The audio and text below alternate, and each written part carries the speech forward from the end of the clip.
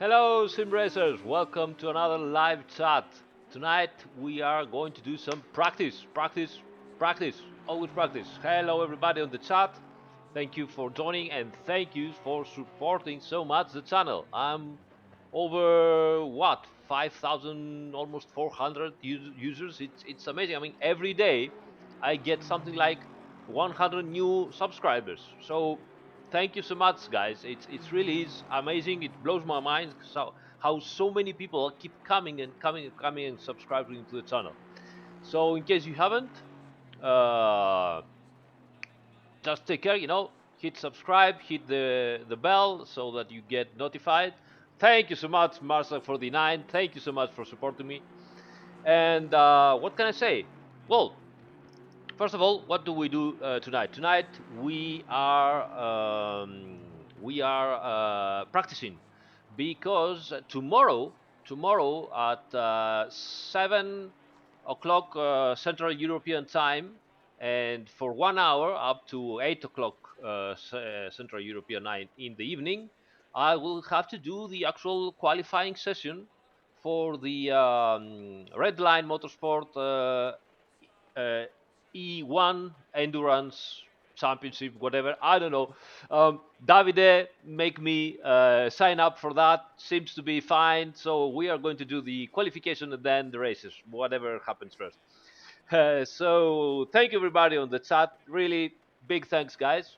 So tonight, what are we going to do? We are going to practice at Brands Hatch again with our trusty Aston Martin.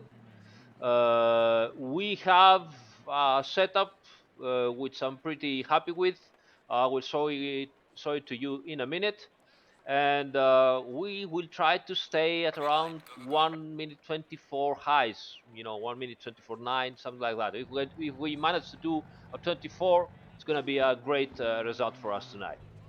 So, all right. So the setup. Let's load up the setup. This is the setup that we have right now. Let me show it to you. Okay, switch the camera, and here we are. So the setup.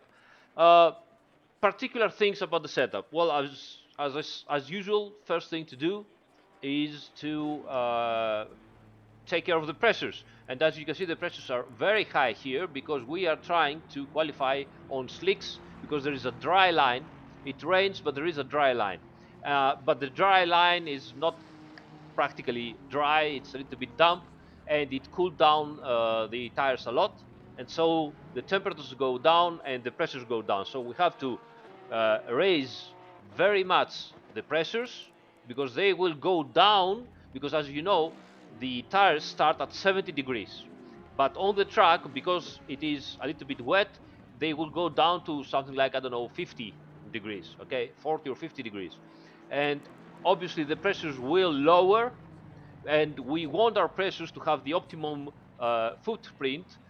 We want them to be at around 27, 28, 27.5, something like that. So high pressures, the temperatures will go down, and we will arrive at our desired 27 mids of pressure.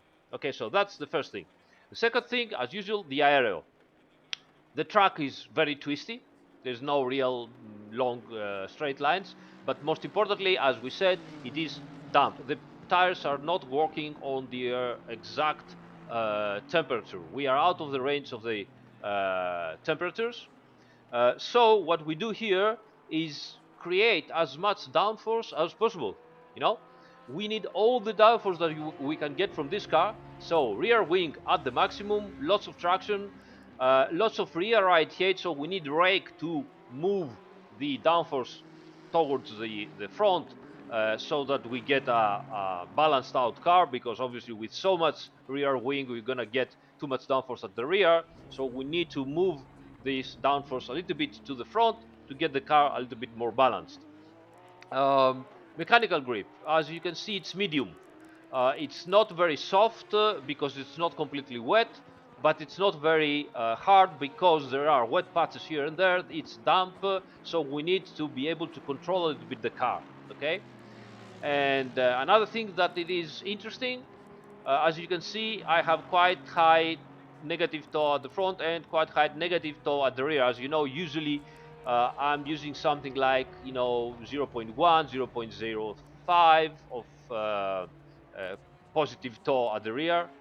Uh, this time it is a little bit higher. Why? More toe at the straight. Yes, we're gonna lose a tiny bit of top speed, but we don't care about top speed here. We care about getting our tires as hot as possible, even though they will stay cold, as hot as possible. Speaking of which, as hot as possible, you will notice brake ducts 1 and 2. Again, trying to make the brakes as hot as possible before going, into fade, and this will also keep our tires a little bit hotter. Okay, so this is our setup for today, and I'm pretty satisfied how it works. So we will focus on the driving, and if we manage to do a 24, then we can also try to see if we can improve something on the setups. So again, thank you so much, guys, for on the chat. I see everybody arriving. Okay, let's start driving. Yeah, and drive. Raise the sound. Nice. Okay, we need this. We need some. And let's go. Now, as I said, it is wet everywhere, except on the actual racing line, which, as you can see, is a tiny bit dry. Not everywhere, not always, not very dry, but it is dry. So I've tried, obviously, the last time the wet tires, but it wasn't working. They would overheat. They were much easier to control, so maybe for a race, you could use the wet tires, but they weren't as fast. I'm faster with the dry tires. The problem is with the slick tires on this condition, it is extremely tricky. You need to know where to put your tires, where to put your car in order to survive. Not even to go fast, to survive. And when you survive, then you can start going for the lap time. So yeah, it's very, very tricky. You even in braking in turns like that, you must not brake 100%, because if you brake with all the force of your braking force, then one tire might lock up for a minute, and the car gets completely destabilized, and you're gonna lose it. So on some of the braking zones, you need to modulate the braking even when you're going straight. Like here, you see I'm modulating already. I cannot brake properly. Here I can brake 100%. And then modulate again. Start accelerating early. Here we let the car glide, coast, as we say.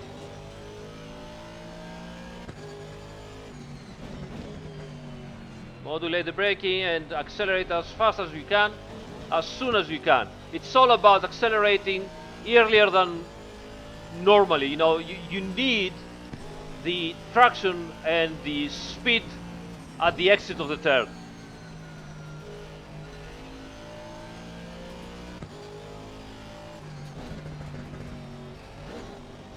You see here, and once you're out, it's simply impossible.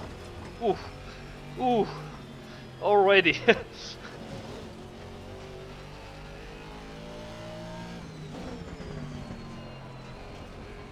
Again, let's leave this guy.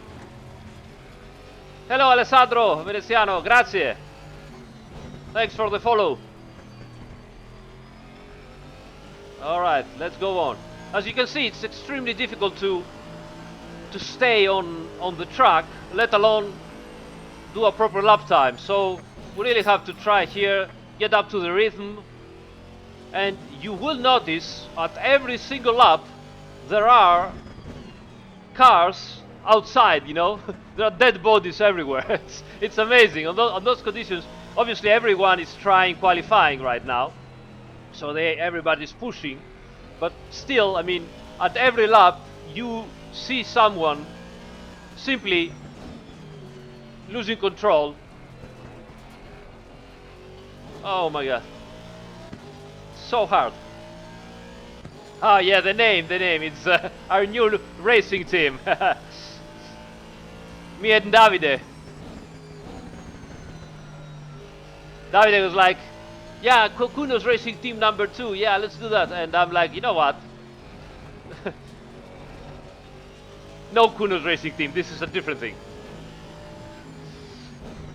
It depends how you feel. So George asks if engine map number 2 would be better. It depends how you feel it. I would normally play with engine maps during the race. In qualifying, I want it to be as linear as possible, you know, and as powerful as possible. And then with my driving, I have to control everything. For the race that you have to do lap after lap after lap, then I might use something a little bit different to and then here we have 1 dead, 2 dead. The optimum pressure is around 27 to 28. It depends on various situations, the track, the kind of track, the driving style, the setup, everything. Around 27.5, something like that, 27.6, it depends. Alright, so I need to focus a little bit and do a lap because I still haven't got a lap. Talking too much. You can see also how my pressures are going down because I'm not pushing the car properly. So not only you have to be careful, but if you want to go fast, you have to push a lot so that the pressures get higher and higher. Because otherwise it's very easy for the pressures to go down.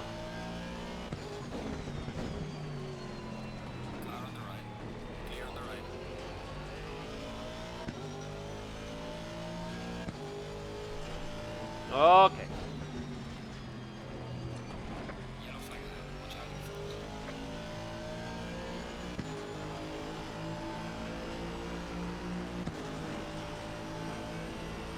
Braking. Modulate.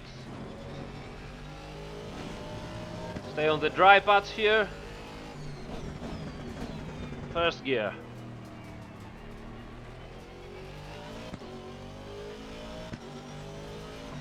Second gear and coast. Go to the accelerator as smooth as possible. Second gear, modulate, go early here on the apex and accelerate. Whew. The amount of concentration needed is bad for my health. Come on.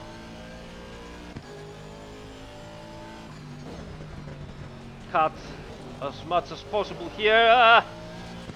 So slippery. Oh, come on! No! Damn! It's so difficult.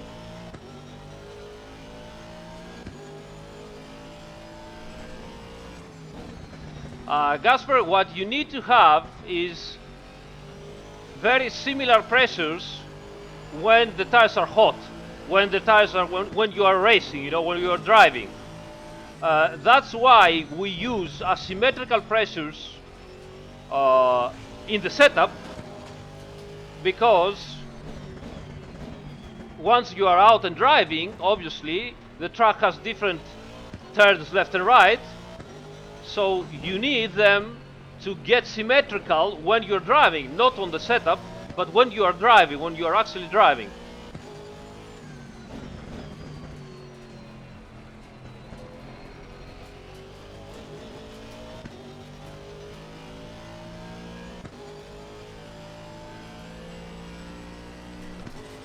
Frozen asks what's my CPU and GPU combo. It's Ryzen 1800X, a little bit overclock at 3.9. and NVIDIA GTX 1080 normal. Again, a little bit overclocked. I hope to improve in the following days with a better generation Ryzen and better memory, faster memory, because I have very slow memory right now. Oof. I've lost so much.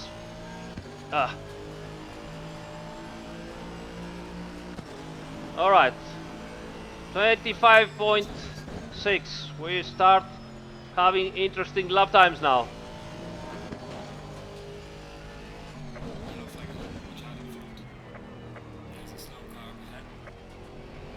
Ooh, that guy was going on the wrong way.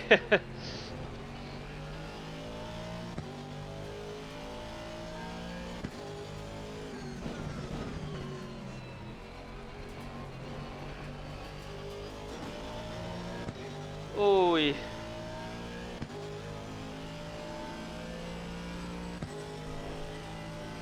I'm using this cam so that you guys can watch what I'm doing with my steering wheel and pedals and everything.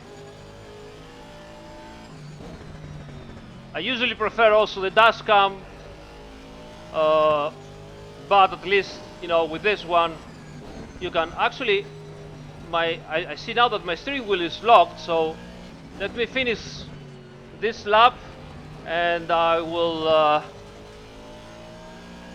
change that. Sorry about that, guys, I forgot it.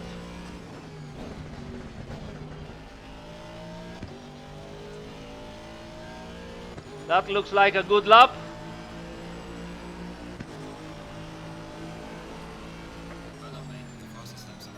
All right. Nice, okay. 25 flat practically, not bad. All right, so since we are here, let's go to the garage and options. And actually, no, we need to go back to the drive and ESC and view settings. And we need to put wheel only. Save, quit, drive, and now you can see my wheel moving. All right.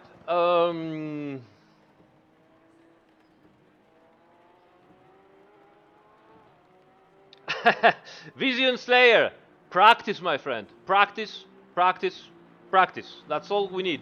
Practice, but as I said in other videos, careful practice.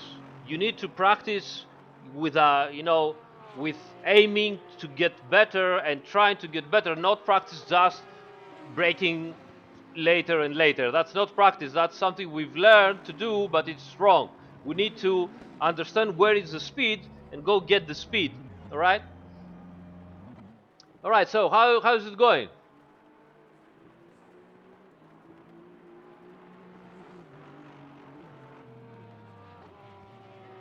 Okay. So, back again, return to the garage, setup, everything is right, we don't touch anything at all. Go back and drive, and let's try once more. That is what we're going to do tonight. Okay.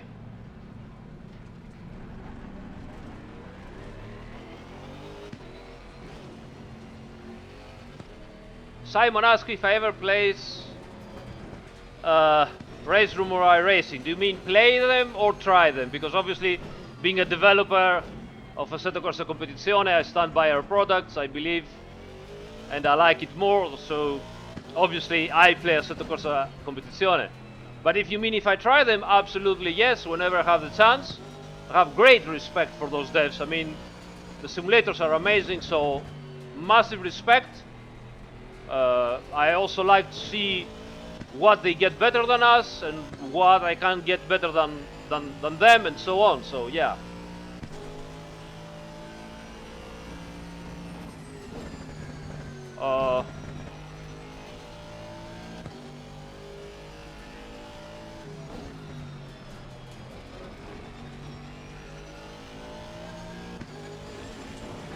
I can read and drive.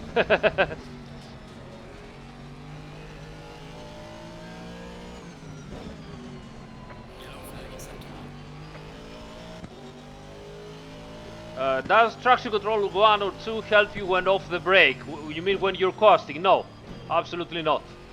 Only when you are accelerating.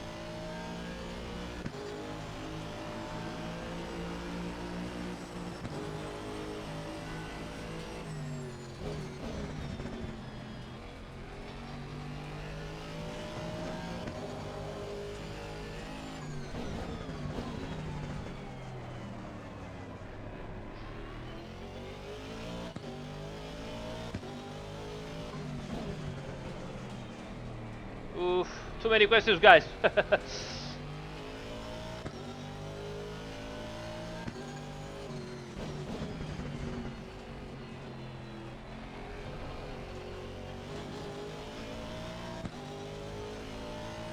Let's let this guy overtake here.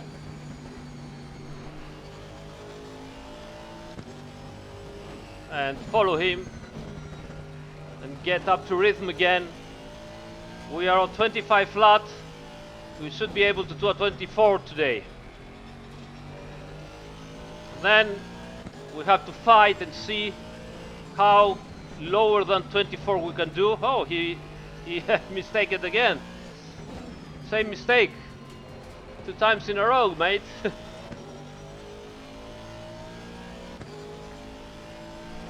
Simon, I have made a specific video about traction control 1 and 2. You can find it in the playlist. Probably too long, didn't read. Maybe we can talk about that later again.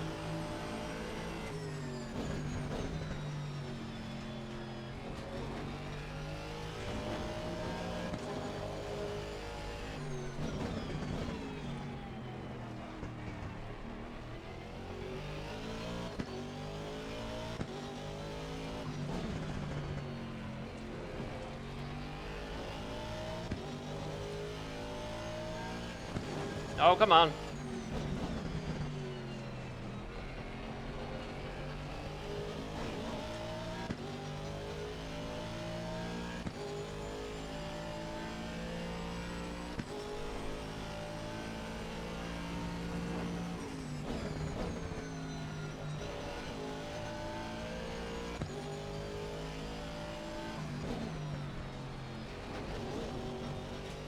Come on.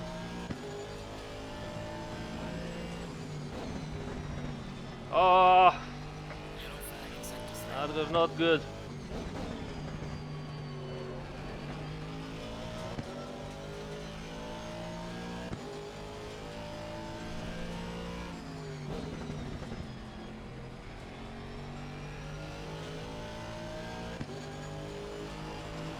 Now, optimum is not 28.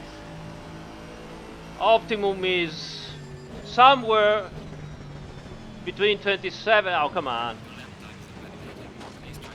Somewhere between 27, 28. Sometimes even a little bit lower than 27. It really depends on the conditions, but usually somewhere between 27 and 28. This is unrealistic, yeah. But no, mate, you know, it's not unrealistic that no spectator uses an umbrella because they are all British people. They're used to it, you know. They know what rain is. They love it. Only Pirelli tires here.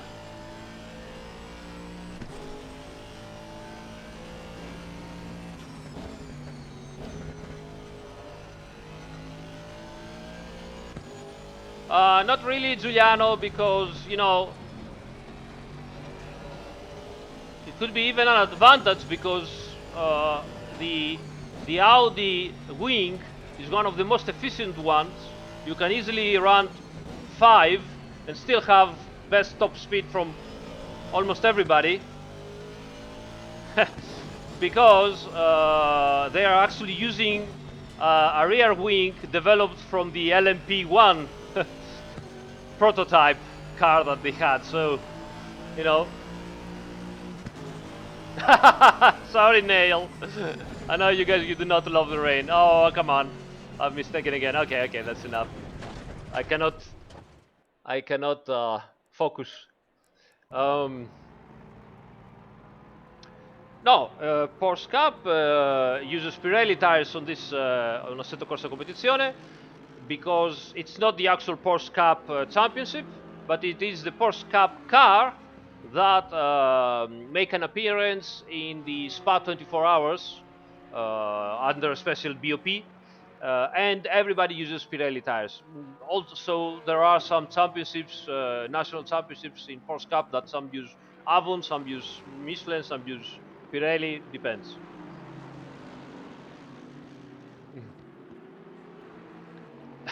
Sto automato, magari. Magari Zeus. Okay, so we need a 24. Let's go do it. Let's focus.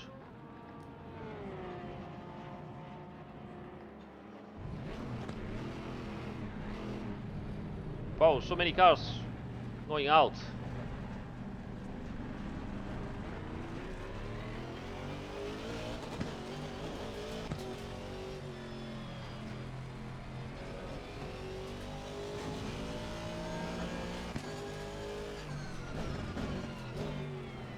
Two Porsches, actually three.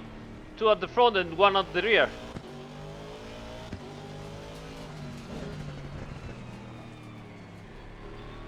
And one is off.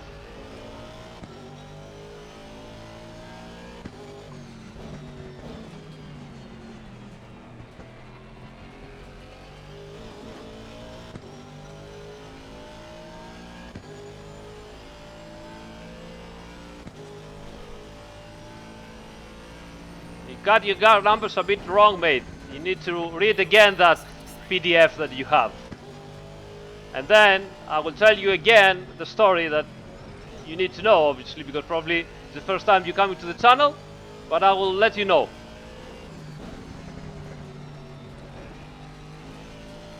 Just give me a second to do a 24, and then we talk about the Pirelli pressures. Okay? Remind me.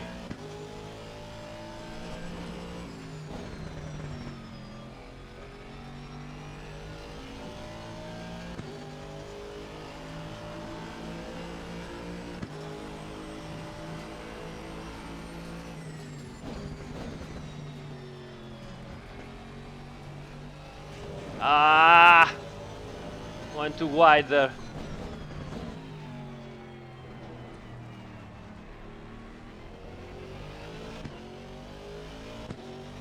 No, but it's interesting what you're saying. I will explain you after a couple of laps.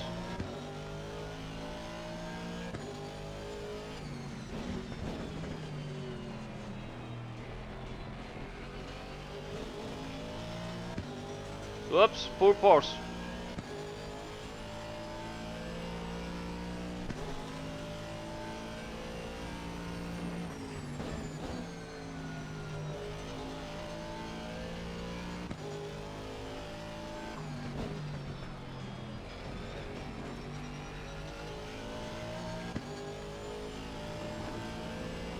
We don't have wets. Oh, come on, guys.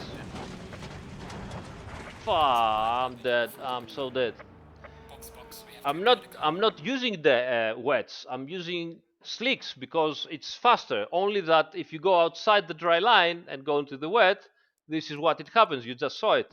There is you cannot make any errors when you are using slicks. You have to stay exactly on the dry line because otherwise, even if you touch the wet spots, as you saw, I just went completely directly on the wall without possible braking or without nothing. So it shows blue because I'm using slicks, and the slicks are getting very cold under these conditions. Um, so, uh, roll, Roulette Nabi, okay? Pirelli officially recommends 29 psi hot during the race, and also recommends to, when cold, to put the tires over 20.3. Okay, why is that? Because they know that at 29 psi hot, this is where the tire is properly, has the proper air pressure to stay on the rim, Now, is this the optimal pressure? Not really. Talking with the teams, the engineers, and the drivers, practically everybody runs lower pressures, much lower pressures occasionally. Okay, even lower than 27 that we are using here. So talking with the Pirelli, we told them, you know what, the teams are telling us that they are using even lower pressures, and so Pirelli says, well, yes, they do, and yes, they obtain also some benefits from it, but it's also true that they get punctures, like for example Lamborghini at Misano last year and the year before. And so then they come to us, says Pirelli, and complain that the tires, they are getting punctures of the tires, and we say then raise up the pressure to 29, and they keep on doing whatever they want and then complain again. So please, if you wanna do it properly, at least keep the optimum pressure a little bit higher than what they are running, because it's not correct. Now, not only we try to do it properly, and 29 psi is not the correct pressure to maintain your tires in a CC, but it is lower, like as I said, 28 or 27. You could even go lower, but as soon as you go lower than 27, for example, or 26, you have some real to loss risk of losing air pressure when you're going over curbs, or when you are going just a slight bit off the asphalt outside of the terrain and then back again, very parallel to the asphalt. So what it happens is, this is your tire, this is the asphalt or the curb, the tire flexes, and while it flexes we saw all this force over the tire, it might just make some pressure, some air slip out between the tire and the rim. And so if you do this at a lower pressure, like now that if you have for example cold tires, uh, you are going to you have the risk to losing pressure over the curbs and so on. At the end, you might, the more pressure you're losing, the lower the pressure is, and the more pressure you're going to lose again and again and again. So if you are boosting both tire pressure and curbs, you are going at some point to completely lose the tire from the rim, and you're going to get a puncture. So we are simulating this inside Assetto Corsa Competizione. And so now you know the whole story about it.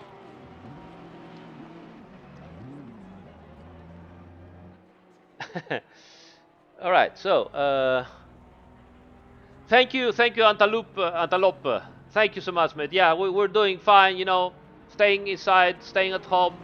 It's the best thing you can do to avoid. Although, my wife is a medical doctor, so it has to go out. But we are making the best that we can to stay safe. Uh, my rear view mirror is on because there are not so many cars right now, and I managed to have decent frame rate.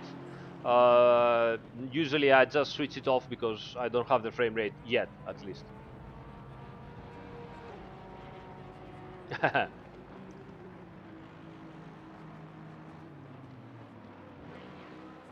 I don't know, mate. I don't know what to tell you for future or permanent futures or whatever.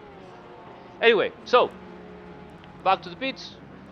Heat up the tires, check that we are on the correct tire set, number 2, and back again, and drive.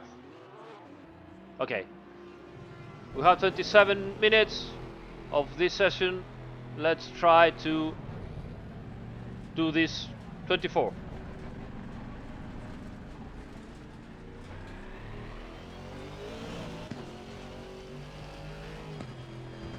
Okay, give me a couple of laps to focus, guys, and do this 24. I need to do a 24. I need to make my brain create muscle memory for 24s. I'm on 25 flats. I can do them now. I need 24s.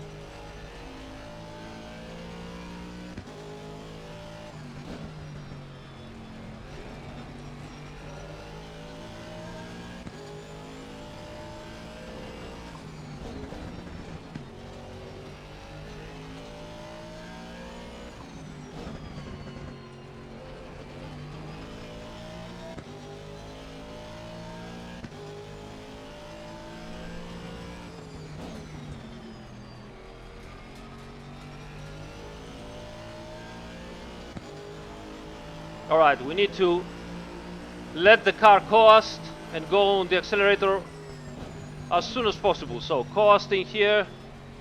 No. I wasn't able to rotate the car before the apex.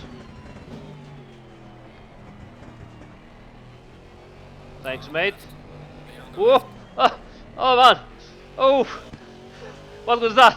I just touched the curb and it was so slippery. Oh!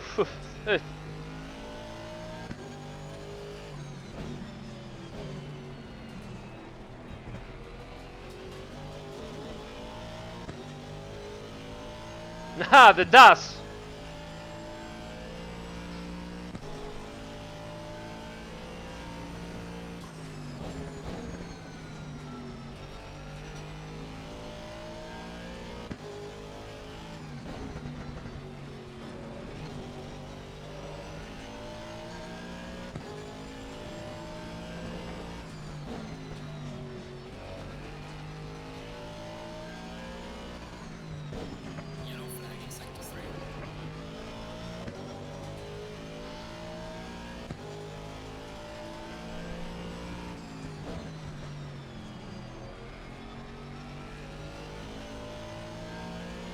Okay, let's go.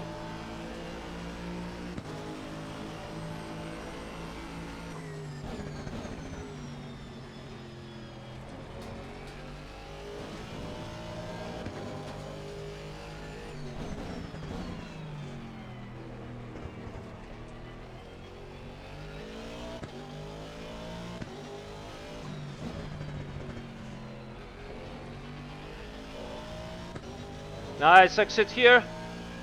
You see, it's all about the exits. Come on. I've lost all the time here at the exit. Damn. Come on.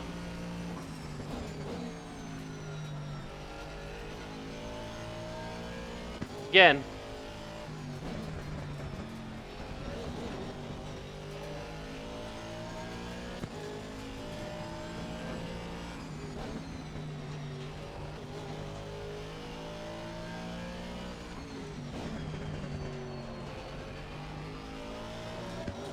Come on.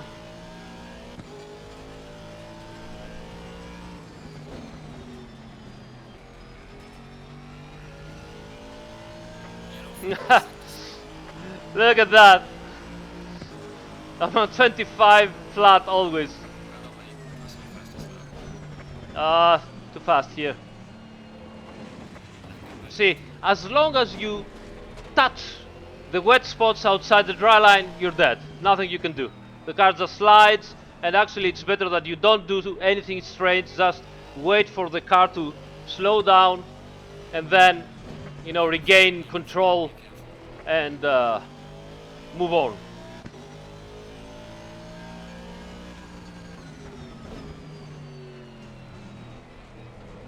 Okay, so I know where we can improve. Like here, this turn was not good at all. At that lap, you can improve here too.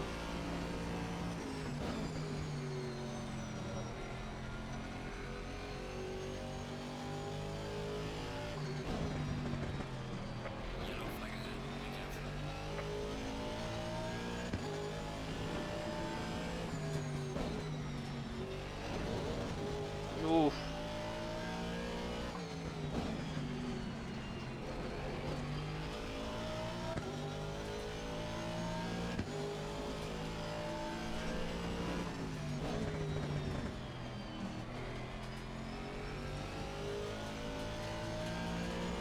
Temperatures are a little bit on the high side at the outside. Alright, let's see.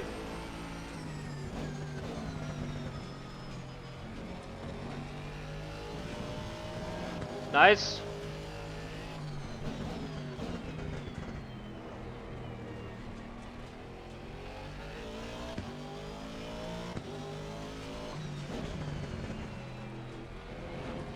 Come on.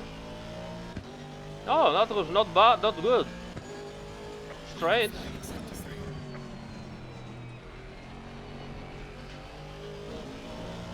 Oh, come on. Ah, thanks, Antelope.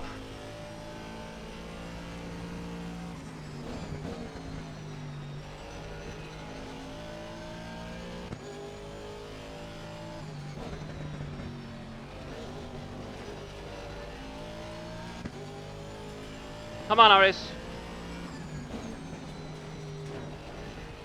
Come on. Oh, fuck. Damn. Ah. The CPU usage is not for your computer, it's for the server, so that you know that the server runs right or that the server has problems. So it's not for your computer.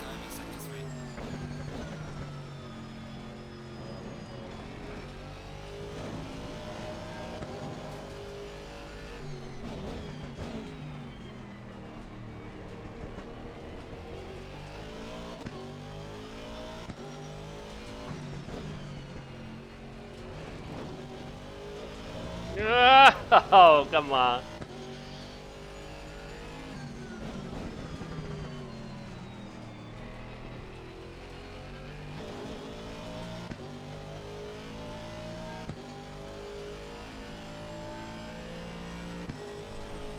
Whew. I'm getting hot here.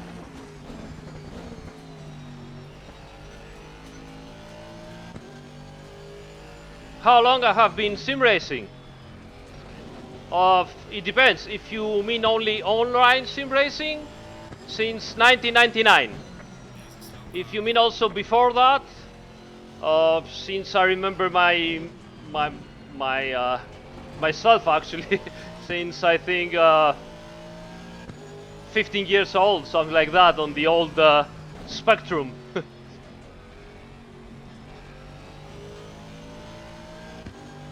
Yeah, pretty much yes, pretty much yes. Actually, obviously, you guys will ask me, but there were no sims with the Spectrum. Well, not exactly. There was uh, uh, there was actually a MotoGP like 500 game that was trying to be a simulator, and the actual name was TT Racer. TT Racer. It was extremely difficult. I think I've managed to do 2 or 3 laps in my in my entire, youthful. But it was back in the days. It was something like a sim. It had gears, and you could, raise the front or down, and you had to take the correct lines. It was very, very difficult. Thank you, Darius. Glad that you like them.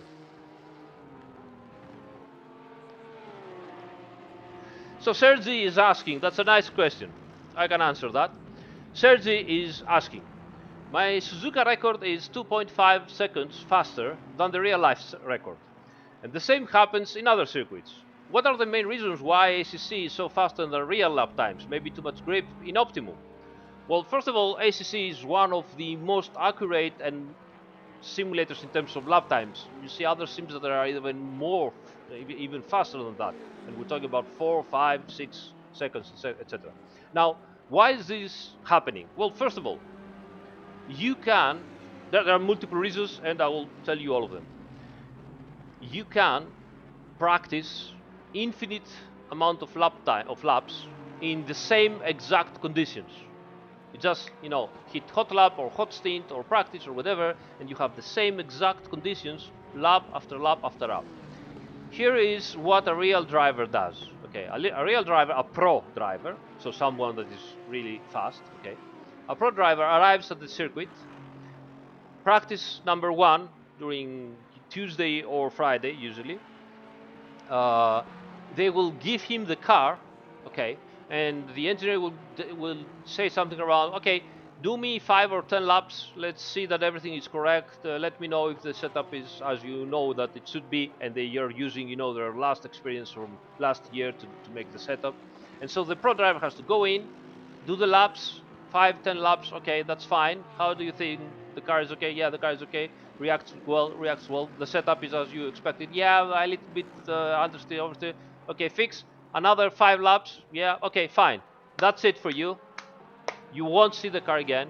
We have to hand the car to the amateur driver or the customer or whatever, because as you know, this is how the crews are made in SRO. It's mainly a customer racing. And so the customer, the amateur driver, has to do as many laps as possible to get up to speed and to be safe.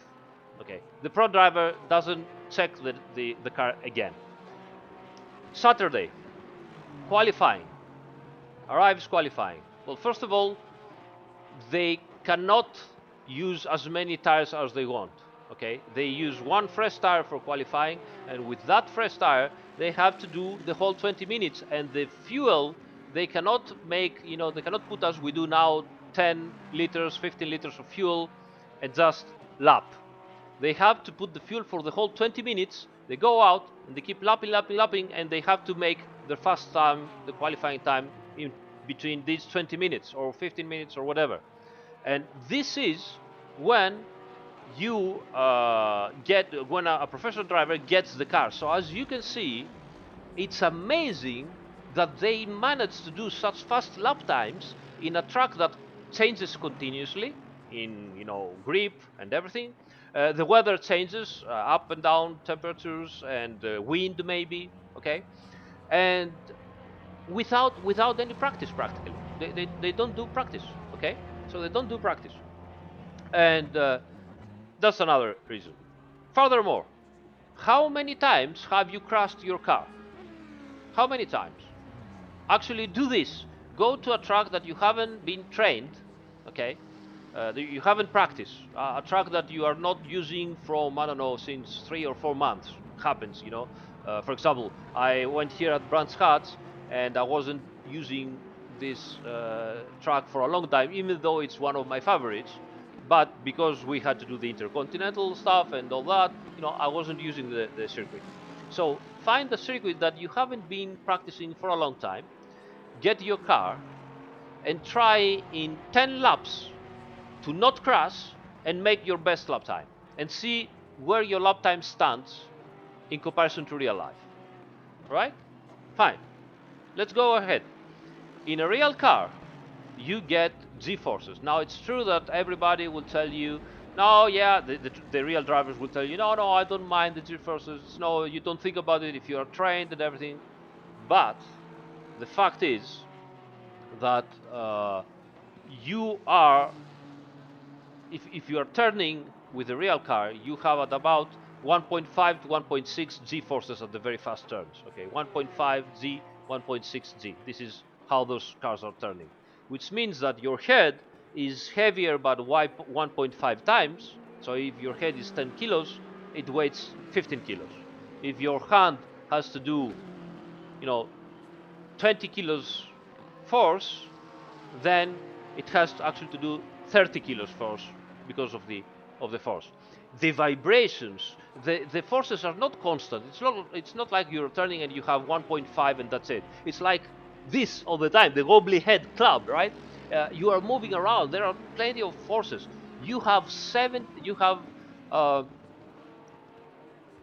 60 degrees Celsius, 50 degrees Celsius inside the cockpit. 50 to 60 degrees Celsius, and you have to fight all of that while you wear, the fireproof and the other stuff and the helmet and everything. Okay, the sound is absolutely impossible to understand. It's not like, oh, my ears are bleeding, so you know what? I will lower a little bit the sound volume because I cannot hear you so well, or it's annoying. No, there's nothing annoying there. That's it. It's not like, oh, I hear too much. Please lower it. The engineer will look at you, will tell you yes. And do you also want some breakfast with your first lap, or what? What for? So all of these uh, situations together end up to what? End up that a real driver cannot create as precise muscle memory as we can. we can create incredibly precise muscle memory. And we know that, you have to brake exactly there, you have to turn exactly there, you have to stay like that for X seconds and then go straight again. The real driver cannot do that. The real driver has to fight, search for the grip. And this is why Assetto Corsa Competizione has so many factors already that already needs you to search for the grip. You're searching for the grip. It's not like that you are just driving and you can be extremely precise. You need to search a little bit for the grip, but still, in reality, it's even more complex than that. And this is why uh, simulators are usually faster on fast drivers than reality. Okay, this is the main reason. All those little reasons together, and it's not just one. There are many little reasons together. It gives you 1 or 2 seconds faster. And let me tell you again, what is 1 or 2 seconds faster? We analyze that when we talk to how to get faster into a circuit without a setup. Okay, 2 seconds faster in a good circuit, which has more than 10 turns, is less than 2/10 of a second at every turn. It's like 1.5 tenths of a second. It's like 0.100 seconds at every turn. So it's nothing. But turn after turn after turn, it's 2 seconds. All right. So this is why all of that happens, and this is why the simulators are always, if you make it realistic, if you make it realistic and not artificially slower, if you make it realistic, simulator will always be a little bit faster in the hands of a good driver than reality. Yes, exactly. I mean, I completely destroyed the car. As Don says, I completely destroyed the car 4 times already. He says 3, thank you, but it has been 4 or 5 times already. Just after the first one, not me, not my, co-drivers would have any lap practice at all if I had to, destroy the car. So already I've done what one professional driver does in 3 years, probably. Yeah.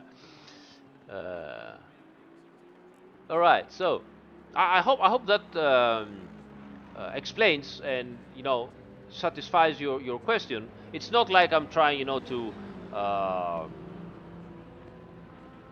to apologize or find excuses. It is like this for every sim, and I think that now you understand why it's happening.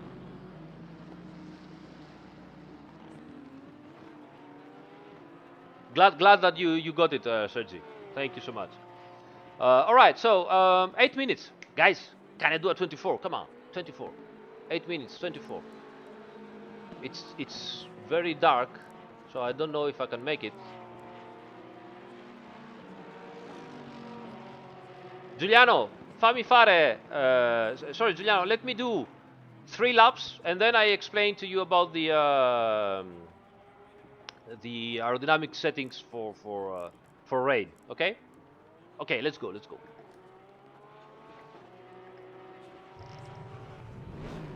All right. So let's also. Yeah, rain light on. Oh, I love that stuff. Okay, so let's go. Limiter. Oh, it's so dark.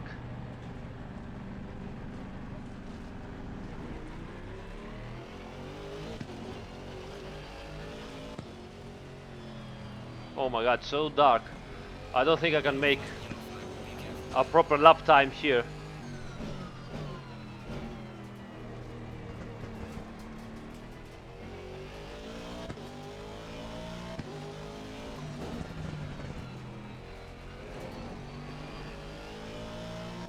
Right, so we are at 25 flats.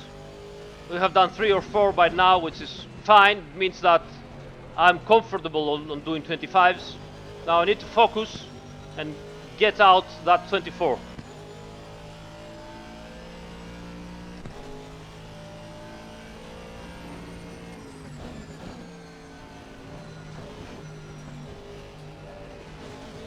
Slippery. Ooh.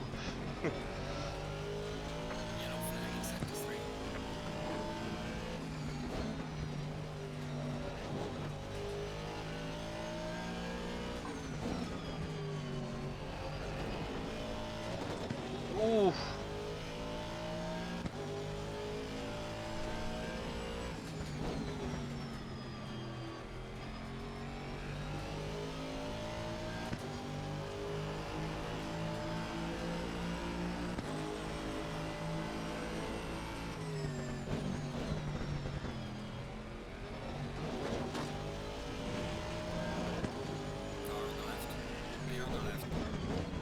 Ah, it was impossible for me to brake here on the inside. Oh, it was impossible.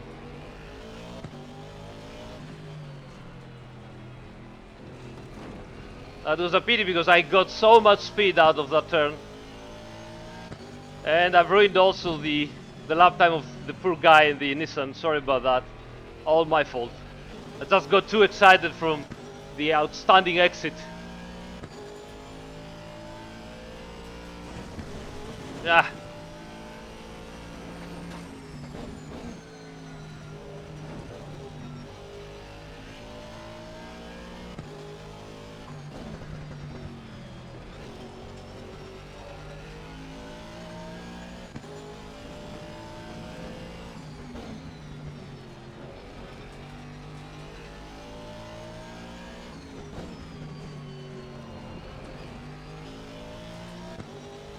Whew.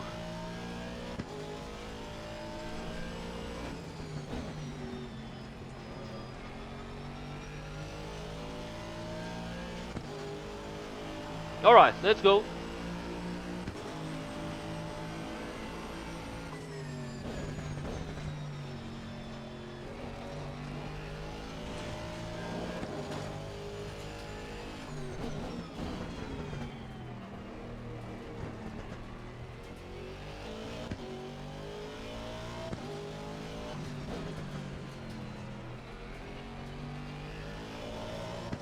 Ah, not good.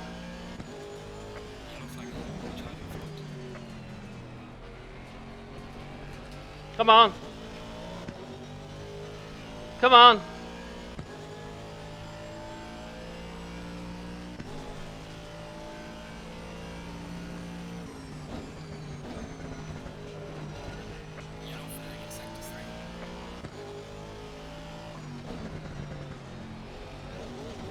Come on.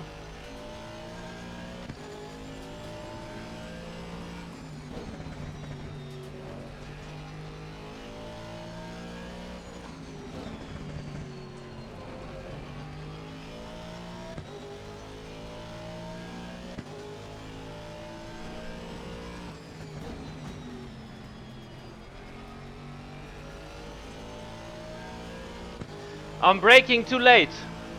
And I'm losing speed at the exit.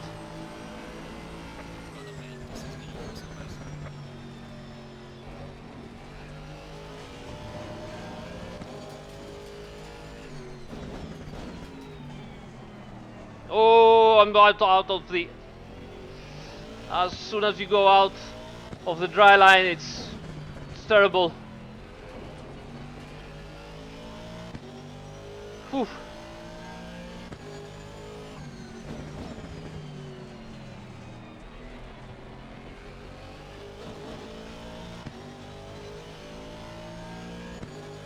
Uh,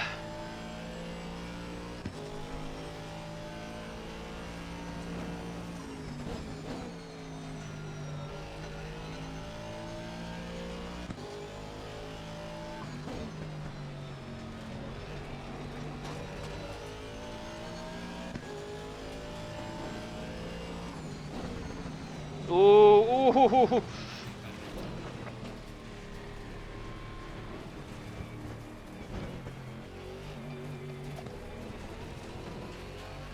Oof.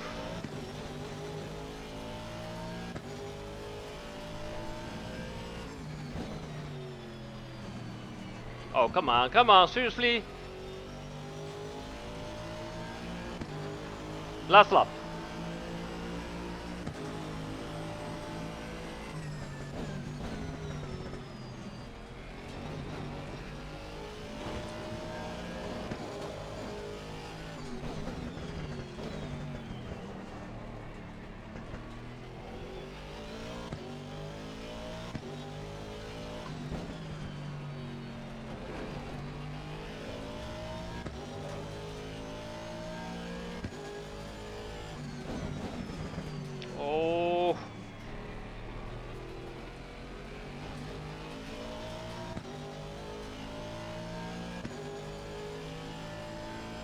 Hello, Matson.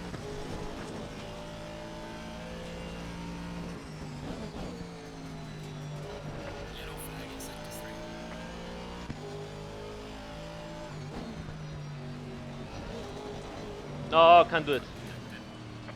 I cannot do it. And then here is another car completely destroyed. Okay, let's wait for the next session. The server should restart in a minute.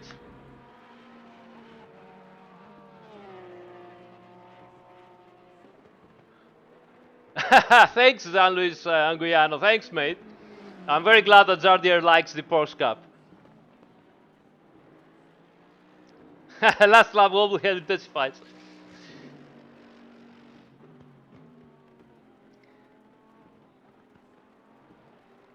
Yeah, I'm there. I have the 24.7. I can see it. It's in my ballpark. But you know, seeing it is one thing. Doing it is a different thing.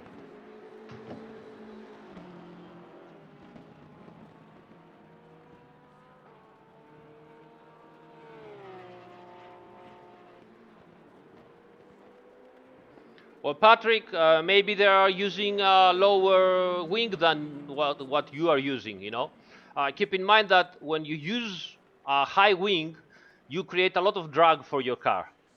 When you are slipstreaming, this drag almost disappears, so you gain speed faster. But then you go out, and you end up having more drag than those. Uh, Also, do not try to stay behind the other car for a long time, because if you stay behind him for a long time, the car in front of you will also start to accelerate because of the slipstream. Because actually what happens is that instead of being two cars, you are creating almost one body where the air can flow from the first to the second one better, so even the first car gains less aerodynamic drag and starts accelerating. Not so fast as you, but it gains, 1 or 2 kilometers per hour more. All right, here we are. Load setup 7, load it. Okay, yeah. Said I want something lower than this, and the electronics maybe at 4, and let's go.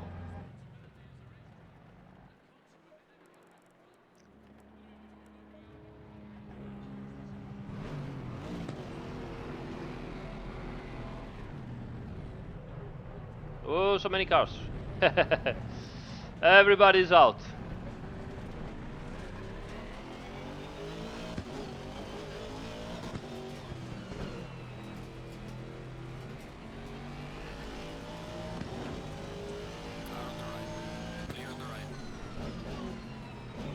A bit of misunderstanding there with the guy, but he let me through, and thank you so much.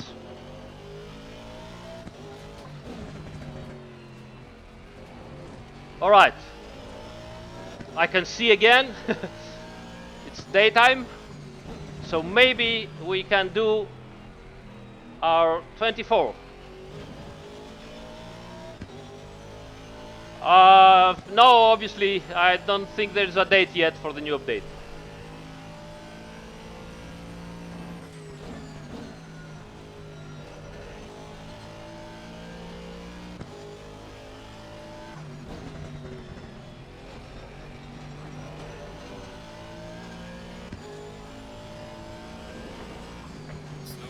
Oh, come on! Stop, stop, stop!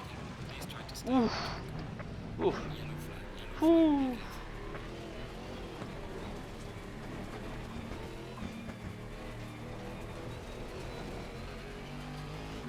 Now, keep in mind that if you do this with a real car, you already have to, abandon everything, go to the pits, clean the car, maybe fix the splitter because it's broken, and so on. So here you are, again. You see?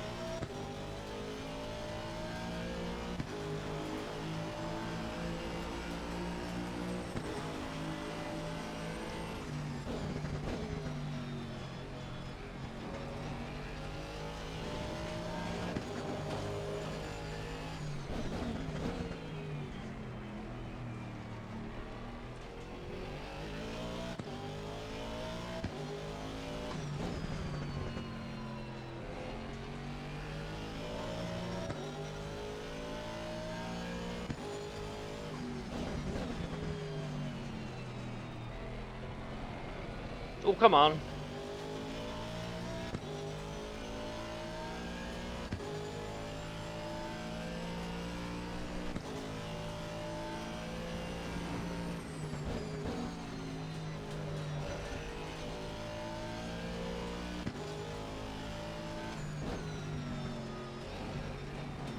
Come on, turn, turn.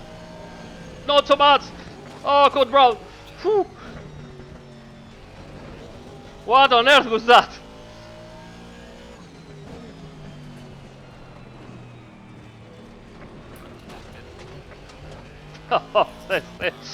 Dead bodies everywhere. This is unbelievable stuff.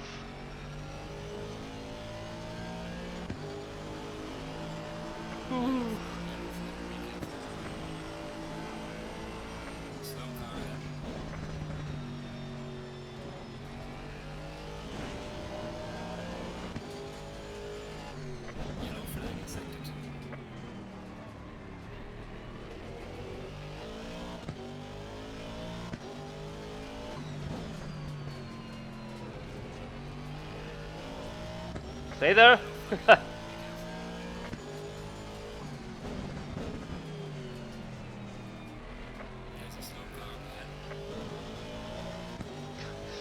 Everybody's dying. I see dead people.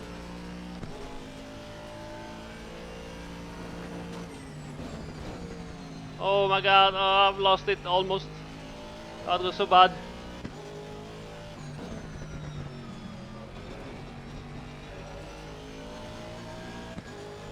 Whew.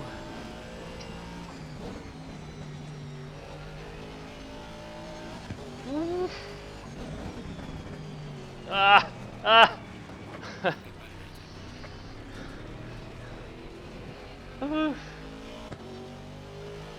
See.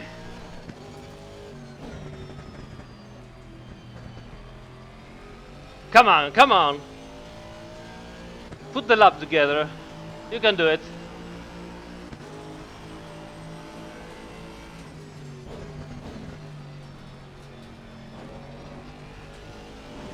Seriously? Seriously? Ah, I can't do it.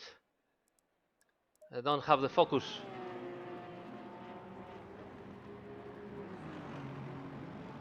Yeah, I'm on slicks. Does it show that I'm on slicks?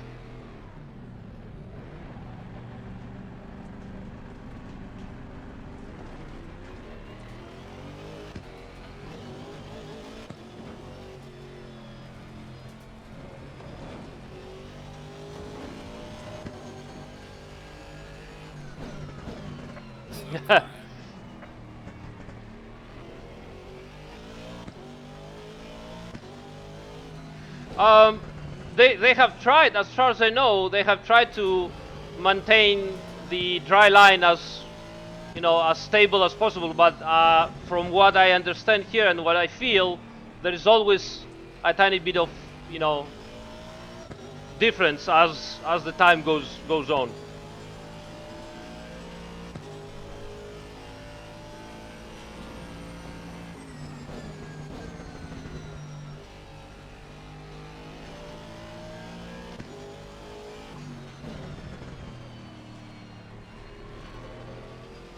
All right.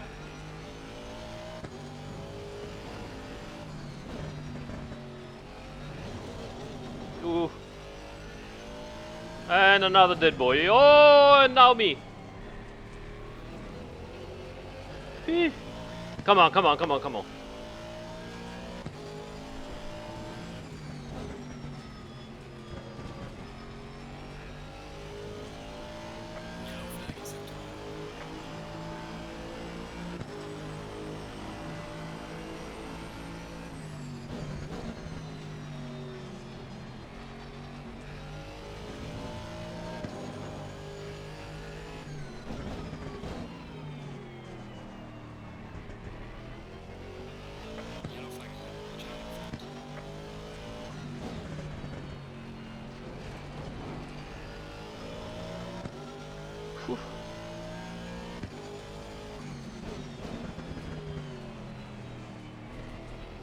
slow, too slow. Have to let the car glide more. Maintain more speed inside the turn.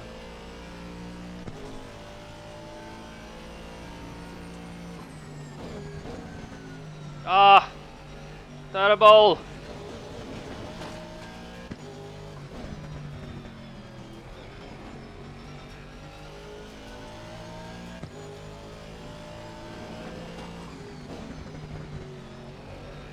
Come on.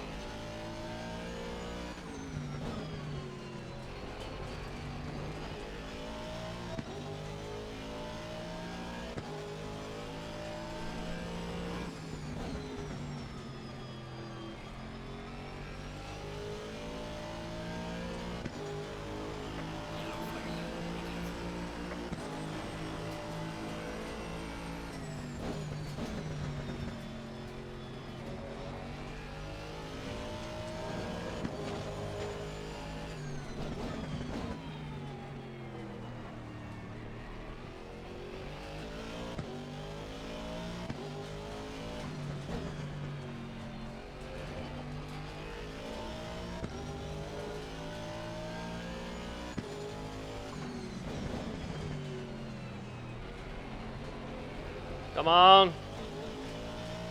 Accelerate, accelerate. Come on.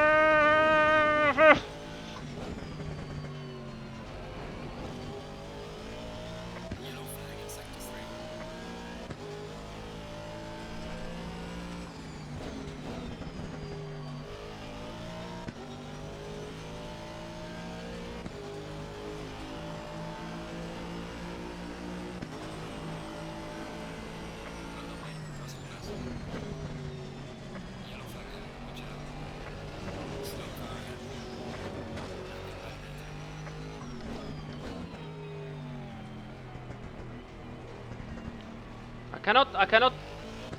Ah.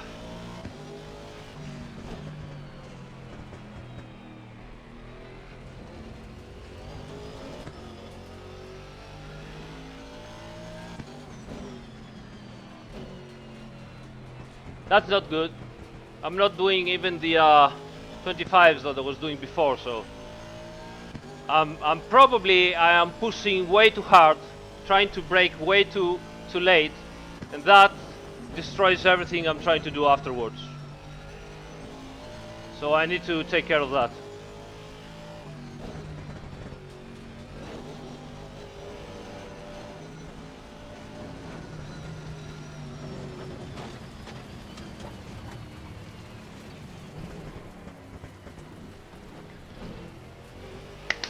Oh! What on earth is happening? What on earth is happening? Ooh.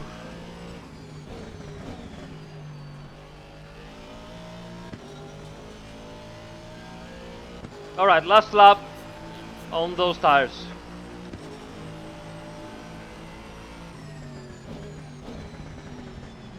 And it's not working.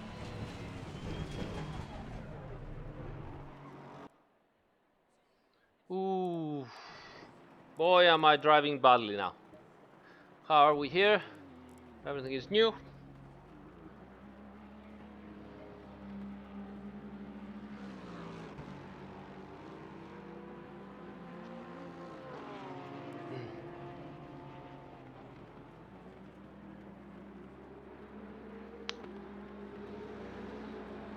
There is not an option, Martin. I don't know if it's going to be in the future. I cannot read the future, my friend.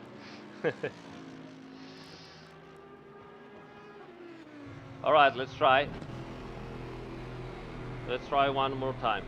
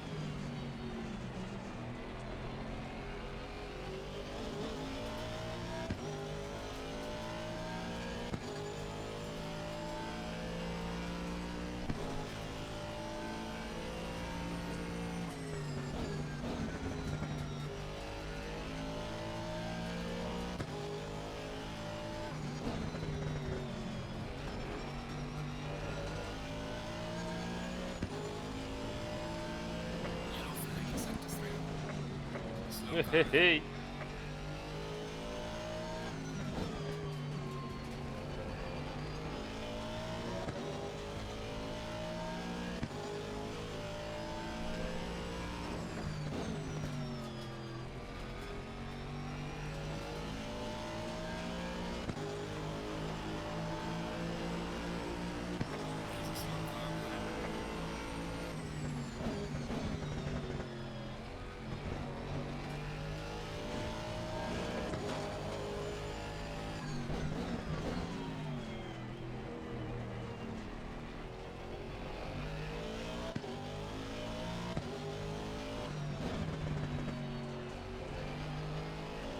Ooh!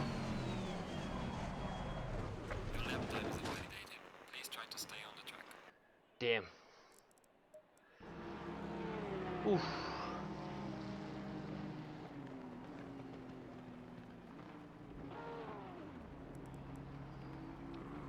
Ooh.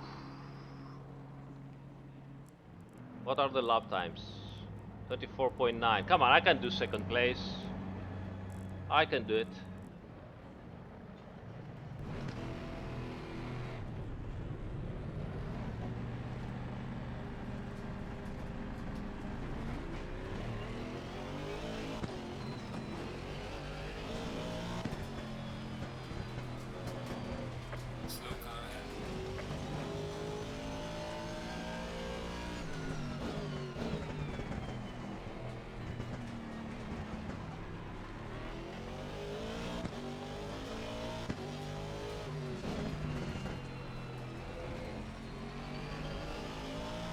Well, slicks on the wet.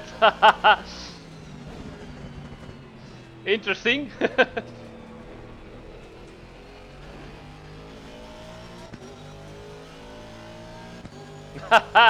Alvaro.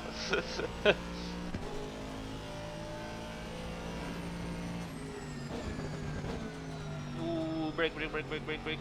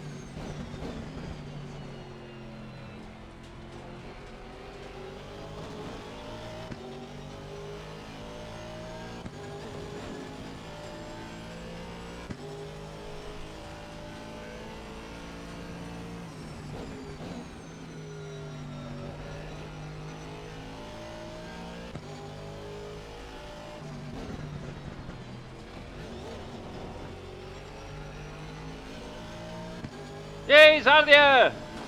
Welcome, man! I'm trying to focus. I'm not like you that I can talk and, you know, doing amazing lap times. Doesn't work for me. Haha. What are you doing here? Why are you not driving?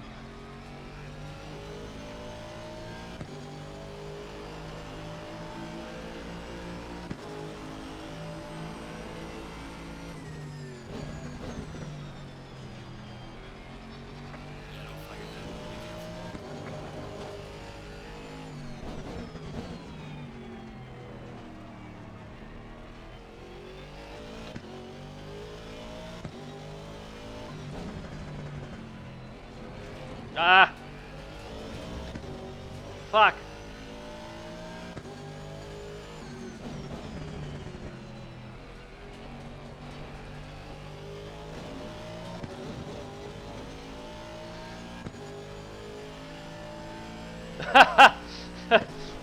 Yeah, I'm very good at stops, not at pit stops. You heard it wrong. I'm very good at stops, mate, not at pit stops.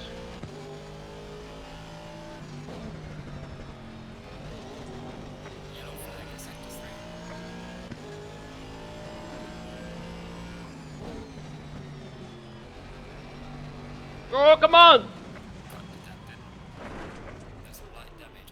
I told you I'm very good at stops. There, I stopped.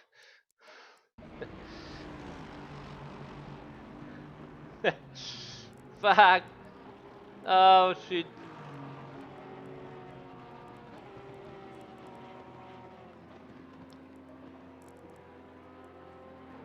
Come on, man. Give me your power. Give me some speed. Give me some speed here.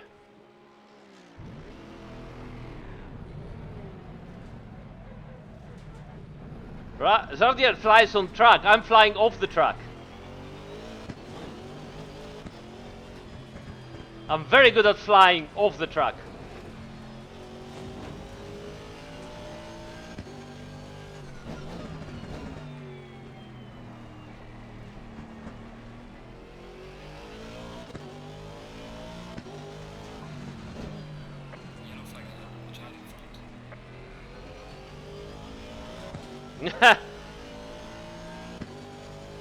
What power? I'm driving the V8, the Aston. I have no power.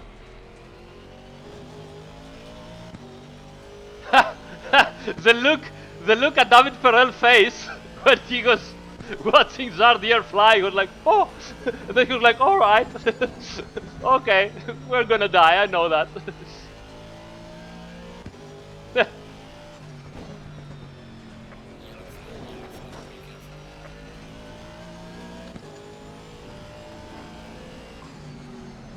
Oh my god, I'm gonna die!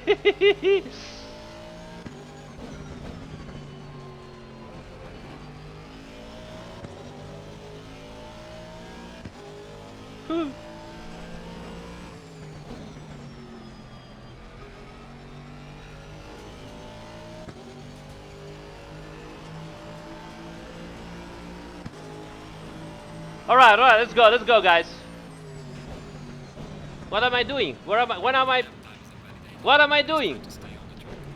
Yeah, please try to stay on the side. Easy for you to say, Gergo.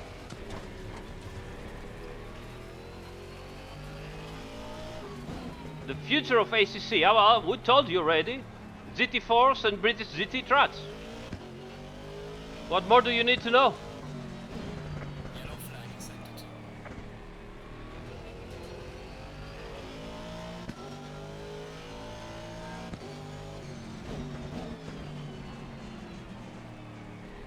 Tires are shit now.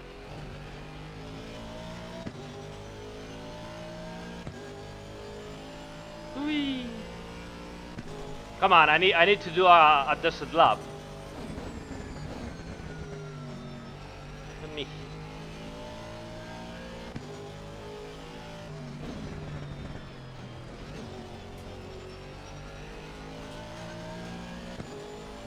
Well, good luck with that.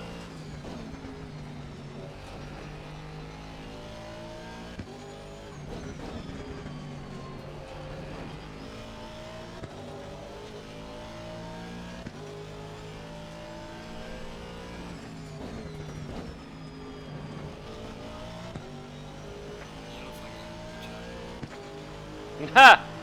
Ha! That's great, Alexander. I'm too fast for this track. That's the truth. It's not that I'm too slow. I'm too fast for this track. Oh, I'm on the wet. Lost it all.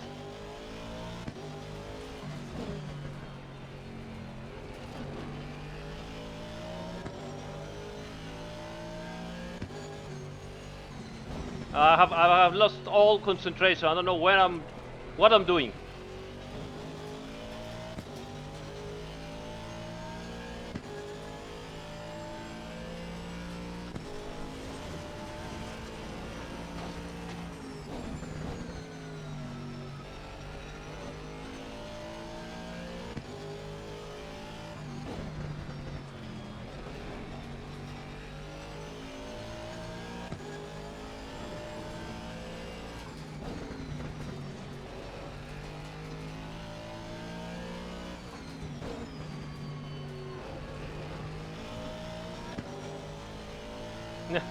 Yeah, I have to stop reading.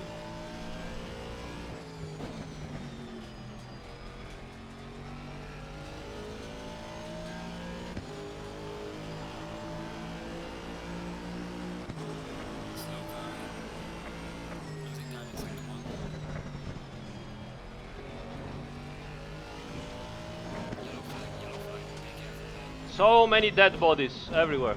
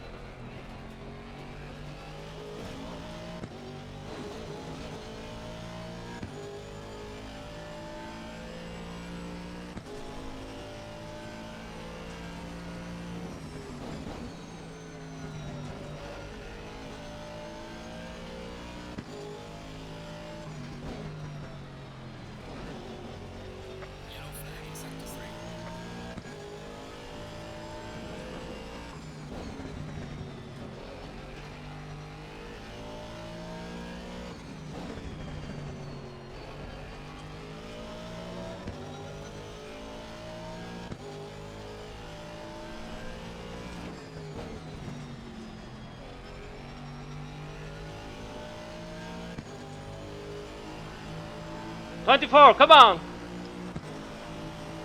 Yeah!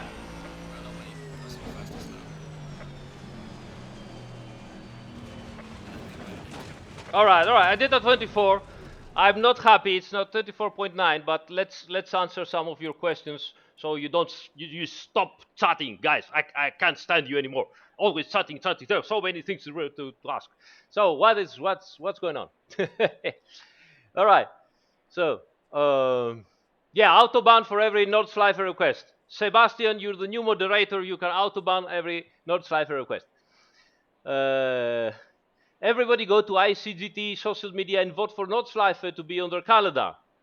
I approve this motion, obviously. Stefano did interesting stream. We love Stefano. We will see performance improvements for PC. Oh, so C-Quad asks, will we see performance improvement for PC when ICC comes to console? You're already looking at performance improvements on ACC, because as you see, we have gained quite a bit of frame rate and better performance, and we have so many cars running on ACC. So you are already looking. It's not like we are doing the console version right now. We've been working on it all time long, because otherwise, how the console version would be ready? I mean, think about it. Also, console versions needs lots of time for submission, so probably, I don't know, the console version is already passing through the submission process. I don't know about that, but I can guess that this is what is happening right now. So yes, you've been looking at performance improvements on ACC all those months because of console porting also. I just gonna AC Cobra and Maserati 250 on ACC. All right. Okay. Uh, Aris, do not read this. Focus more. I did it, and 24.9. ACC will be cross-platform. I have no idea. If you mean between PC and consoles, I really don't think so. I don't think that's possible. Thanks, Mark Johnson. If you ever bring us AC2, I will be first in line. Thank you so much. Take the number. I don't know. Might happen in the future. Who knows? If you read that, you're not focusing. I'm not right now. All right, all right. How about Fuji and Sepang? Nice, yeah, nice tracks. Aris, I love you. Mwah, much love, mate. Be my boyfriend, I can't. I'm married. Question for brakes for qualifying. Is that brakes number 4 performance is exact as number 1 performance? Absolutely yes, but they also do where the brake pads for were way faster than everything else. Everything else. Matt says, I just noticed Aris has over 5,000 subscribers. Way much more, mate. We are smashing the subscribers, and you should also smash the subscribers button, ring the bell, all that stuff. You know, do it. Do it now.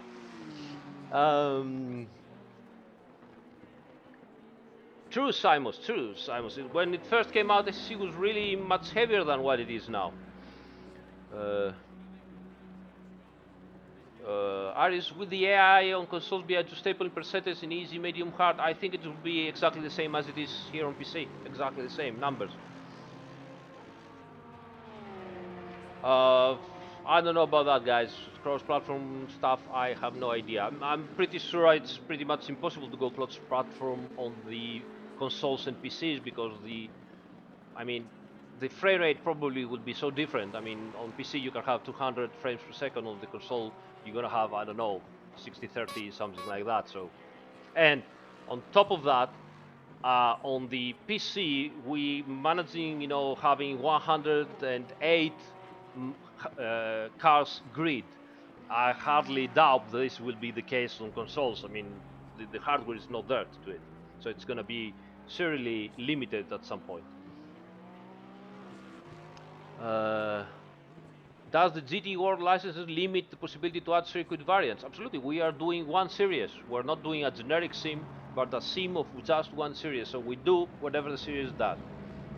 Costas, can you please explain in a few words the difference between TC1 and TC2?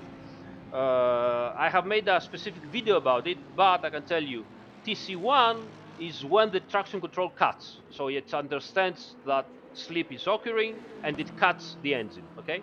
TC2 is how much does it cut. So it knows that it has to cut the engine. Will it cut, say, to give you an example, 100% of the accelerator, so up and down, up and down, up and down? Will it cut 50%, so up, down, like that? Will it cut just 10%? So the lower the number on TC2, the less it will cut. So TC1, when it cuts. TC2, how much it cuts, okay? Hello, Ralph, nice to see you too. I'm fine, thank you. Hope you're safe too.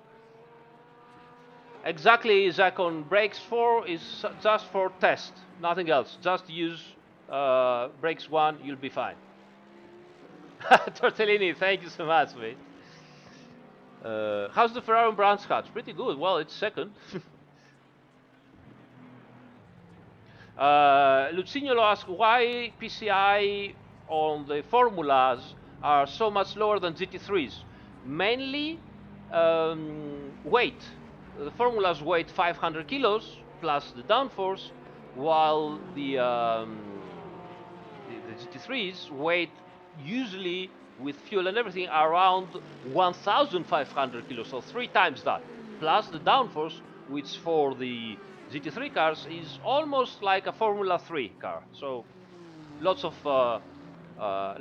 weight on top of the cars, and obviously it's not only the weight, but the more weight you have, the more weight transfer you have. So when loaded, the tires have to support even more weight than the actual weight.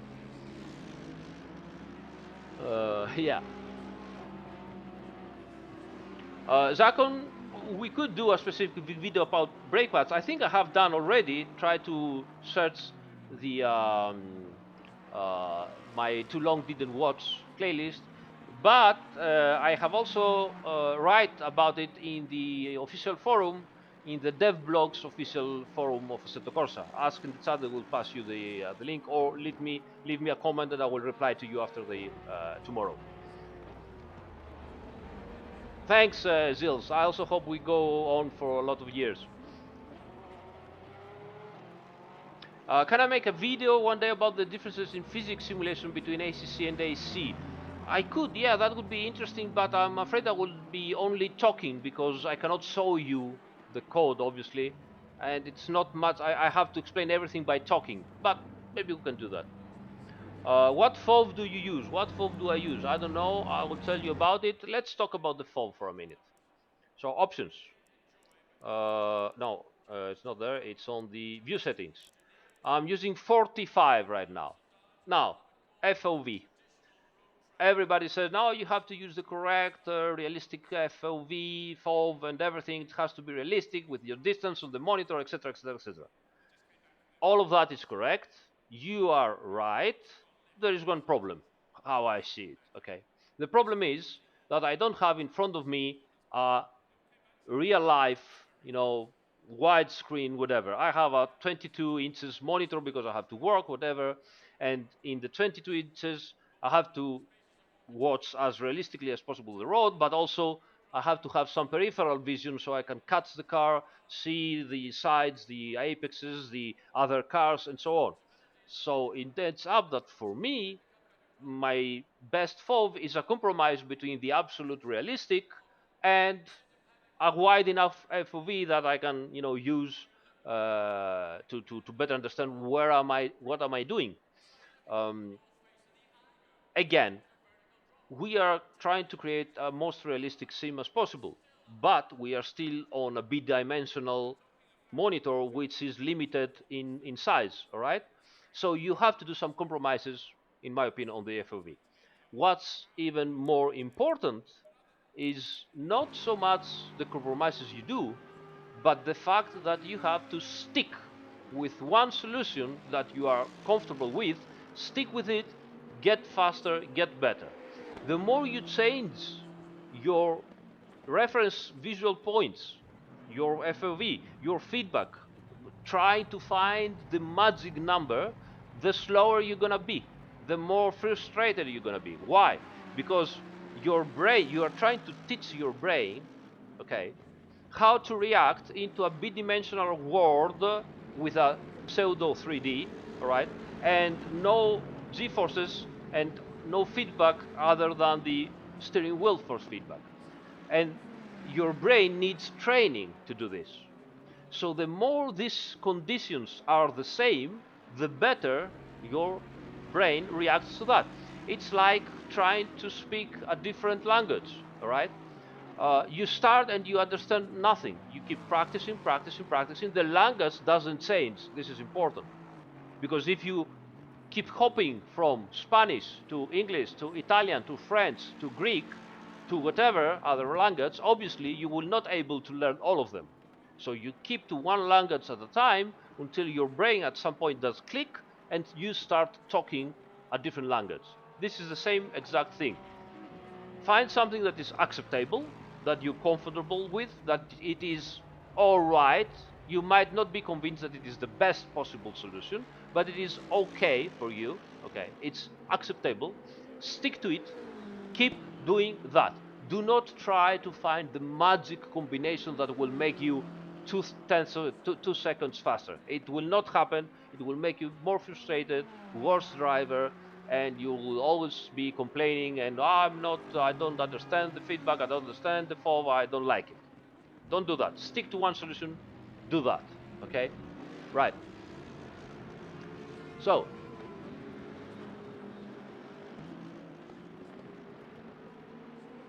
What else? FAO police is here. Yeah. Wee wee. Uh, yeah. A headset is a different thing. Yeah. You should really get some marketing budget for a new rig, Aris. Yeah, thanks, mate. That would be great. To be honest, I'm the kind of guy that I try to make the most of what I have. You know, I'm not trying to have the best possible and do something with it. I'm sticking to whatever I have every time and trying to make the best of what I have. And then if a new thing comes, all the better. You know. But thanks for the appreciation. Uh, all right, I don't understand the language. Sorry, mate. Um,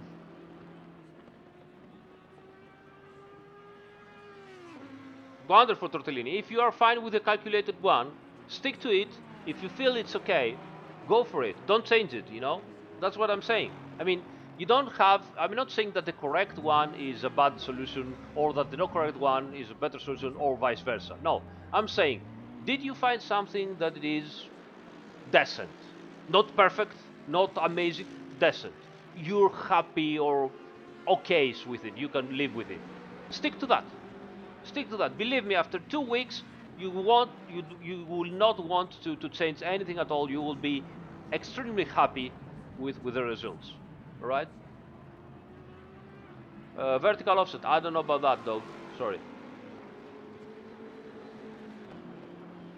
Uh,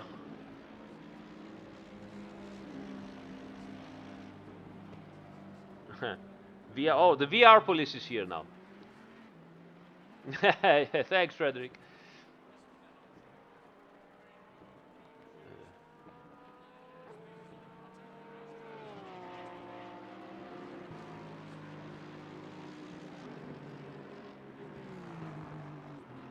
Patrick says, as a dev, can you talk about the dev cycle of a normal day at Kunos?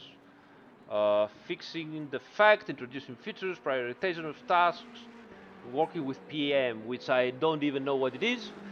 PM. Now, well, we are very down on earth, as we say. We are very practical. You know, we have a list of things that we would like to do.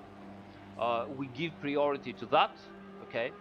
But if while doing a nice idea comes through, or maybe a user, asks for something, and we see there is possibility to do it and to improve everything, and it is fast enough, then we will just go for it and make it happen. This is how we do it day to day. I usually have a generic task that I have to bring to completion by a deadline. Um, I will just wake up in the morning and I will say, okay, I don't want to work on that because for whatever reason I'm bored. I will do my personal to-do list day after day, usually, and I will say, okay, this is happens especially when I'm very stressed out and I have tons of things to do in a short amount of time. I will take half an hour or 15 minutes to do a personal to-do list with every single simple task, even if I have a mountain. Okay, I will do a very simple to-do list, and then I will close my eyes, like I will not look at the mountain. I will look at every single pebble and rock of the mountain. I will go like, okay, I have to do tire pressures on that car. Ta ta ta ta ta. Check. Next. Okay, I won't even look what is the third option. I will just look at the second option. And I will keep doing that. And then at the end of the day, you get to see a big list of simple tasks that have been done, and you feel better with yourself and you go to sleep. Otherwise, sometimes, because everybody is human, and I often procrastinate. I'm a great procrastinator. I will like, yeah, I won't do this, I won't do that, and at the end of the day, you have done practically nothing or very very little, and then you don't want to go to sleep. You stay up, awake during very long time, and you keep doing stuff during the night. But then you are tired and you're doing it wrongly, and then you don't get enough sleep. You wake up in the morning and so on. So my ideal way of working is, make my to-do list and just go through one by one, and that helps me uh, uh, retain my mental sanity, because working from home and being a developer is extremely nice. You have the great opportunity to work on your passion, and for me, cars are my number one passion by far. But it is also very very tiresome. You don't have specific time of work. You just go for it all day. You stop, but your mind is still working on it. You cannot enjoy your family and so on. So uh, doing this helps me, you know, uh, staying a tiny little bit better. All right, let's go. Let's move on.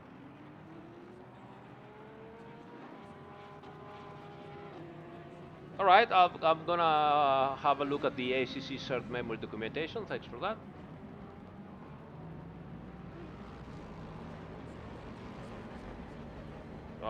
I'll ask if we can disable the helmet model. Wait a minute, I've lost everything. Where am I? So many questions, guys. Slow down. The PCI value in tire subs consider the downforce pressure while driving. I don't understand exactly what you mean. The pressure is completely dynamic. Okay, you hit the tires, the pressure goes up. Doesn't change because the downforce is, well. If there is more downforce, the tires will heat up more, so the pressure will go up. You know, if there is less downforce, the tires will heat less, so pressure might go down. But it depends also on your driving style, on the circuit, on the ambient temperature, everything. If you mean that if you if you press the tire, the pressure will go up, that doesn't happen. The air is not you cannot pressure the air, it's constant.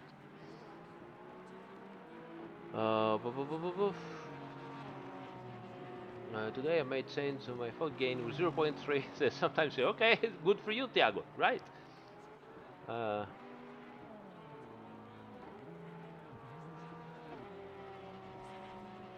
I don't know what to tell you about VR because I don't use it, but I have plenty of people saying that it's great. What I have to say about VR is that it is a very early days technology, and it doesn't have any standard. Everybody does VR differently. We've seen, drivers being stable, being old, being fast, being slow.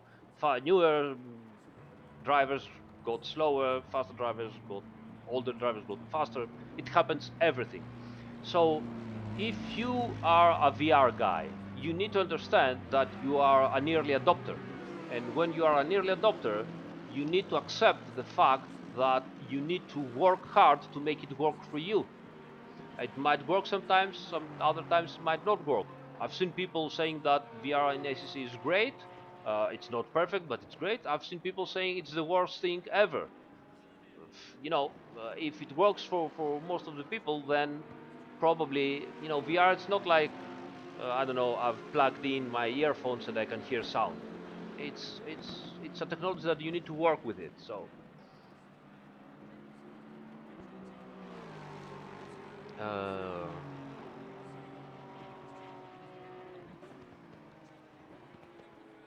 where the heck do you find the grip to stay on the track when pushing? I don't know. All right. Every time I try to beat 29's car cannot get any grip. Um, I think you need to focus. You know what, Voodoo Child? Do this. Obviously, go to a dry track, okay, and do that. Do that. Actually, let's go outside. I will give you an advice. Okay, enough of that. I'm tired. I don't want to do anymore. I'm not happy. 24.9. It's not what I wanted to do tonight. I wanted to do something like 24.8. But tomorrow we're gonna do live the qualification. It's gonna be at 7 in the evening, Central European time, to 8 in the evening, from 7 to 8. So join me. I will be live streaming. I won't be talking. I need to focus to do the qualification. But let's go here. All right.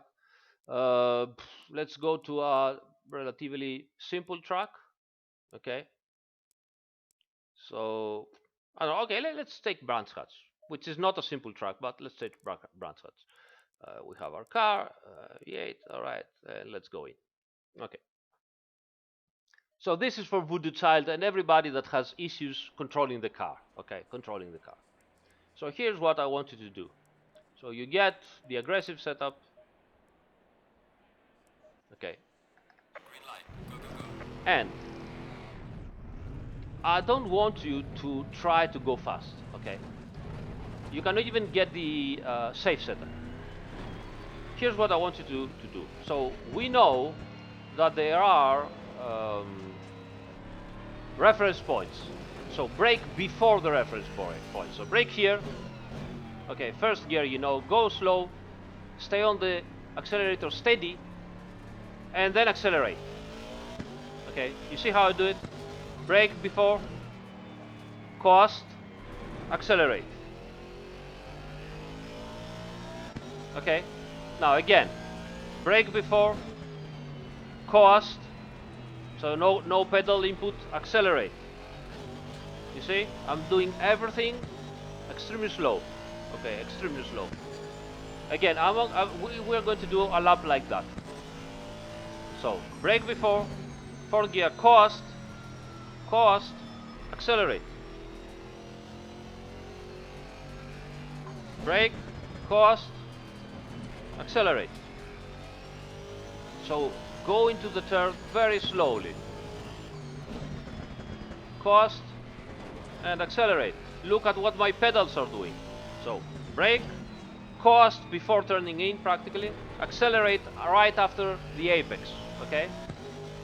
Nothing strange with the wheel. And I've just had a crash. Yay! I've managed to crash my my PC. Very nice. Excellent. I don't know if I will be able to recover from that. Let's see.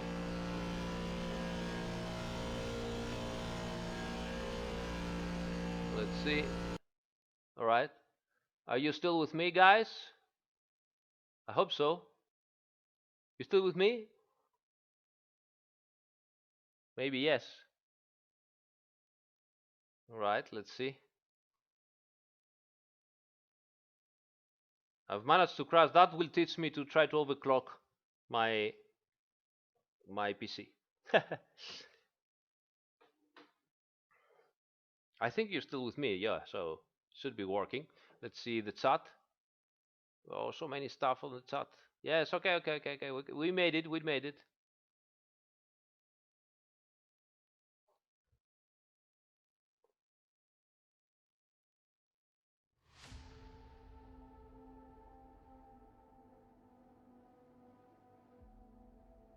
Okay. Let's try this again. So, uh, let's see here.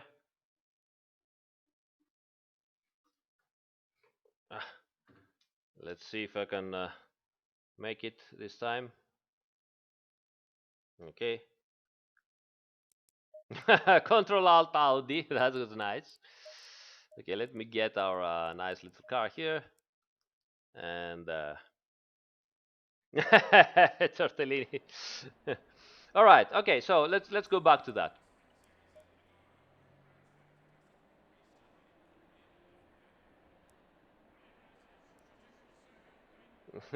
Yeah, Suzon. Okay. So we're doing this for Voodoo Child and all the guys that they are having issues that they're saying that when they are pushing the car, they are going, slower and slower. So what I'm trying to show you guys is that braking late is what gets you. Okay, braking early is what helps you. All right, so let's go into that. And gobble head technique, absolutely.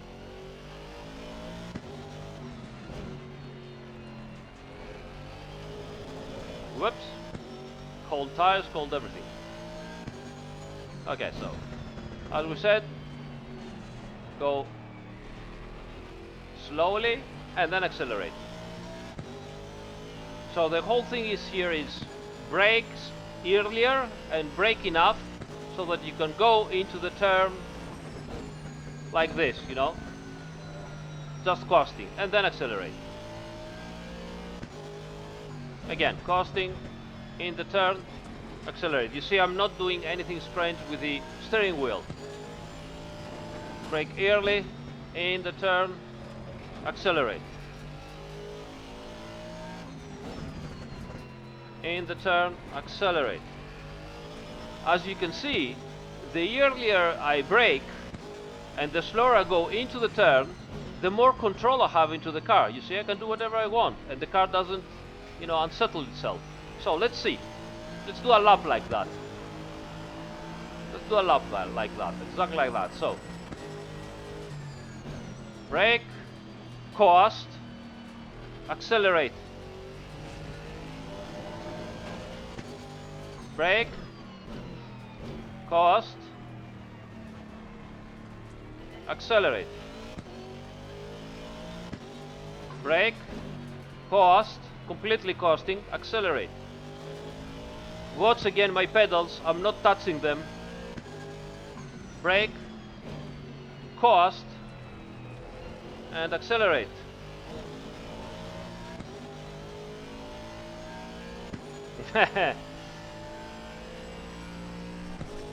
Alright, again. Brake, coast, and accelerate. Brake, coast, accelerate.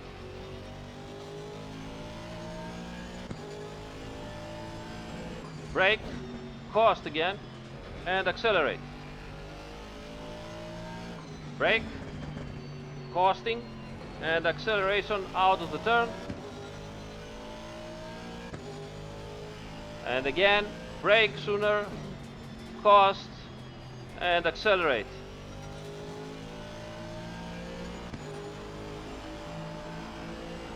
Let's see. 29. And I'm going extremely slow, as you can see. Okay? So, from then on, don't do this. Don't do this. Okay, now I have to push very late and... oh, problems, you see? No, just move a tiny bit forward. So, brake a little bit later, coast, and accelerate again. Again, brake a little bit later, but a little bit, not too much. Coast, and accelerate. You see, already a second down.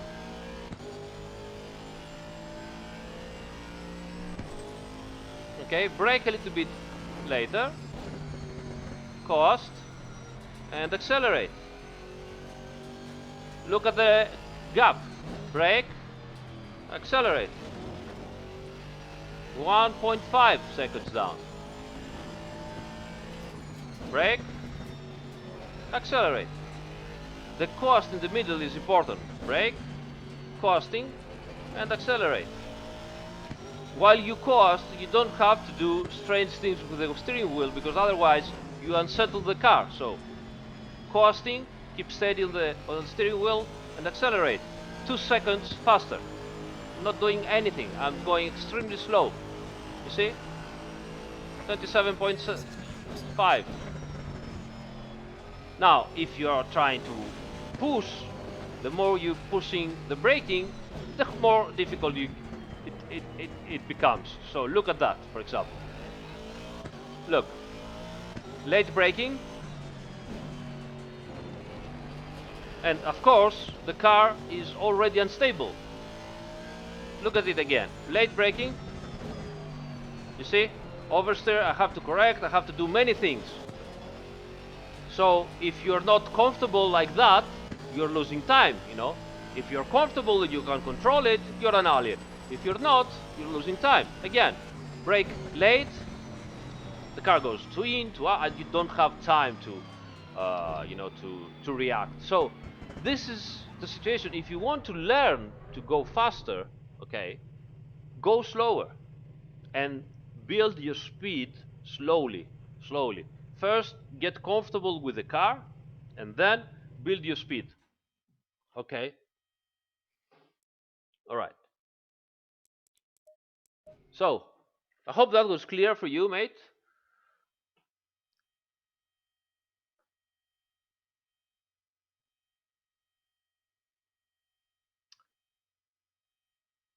Not brake like braking, like brake like, break the brakes. Slow down.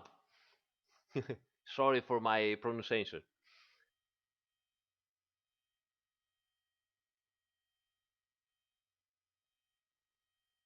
Yeah, yeah, people to push too much. Everybody pushes too much. As Tortellini said, it's absolutely right. I mean, I was pushing too much. That's why I wasn't able to do the lap time today. You cannot save the replay longer than 75 minutes, I believe. Sorry about that. The track is damp, it's the same thing. Keep in mind to keep your outside tires on the dry line as much as possible. That's the key, the trick. Okay, don't put your car in the middle of the dry line. Put your car on the inside of the dry line so that your external tires stay on the dry line and do not go over the wet patch. You would love to see that with McLaren. Let's go show this with a McLaren. No problems at all.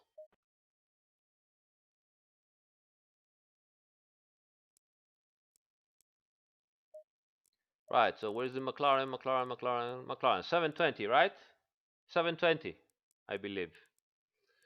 Okay, let's get the McLaren and do the same thing. Any car. I mean, if you're not confident with the aggressive setup, get the safe setup first, and then go slowly, gradually to the aggressive setup. So let's get the aggressive here, and let's see if we can manage that with the aggressive. But it works. I mean, Green light. Go, go,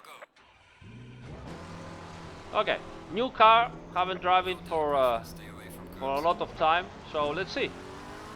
But the cars are stable, so you should be able to do this. All right, brake before, coast, accelerate. Brake before, coast, and accelerate. Wow, so much downforce. Brake before, and accelerate.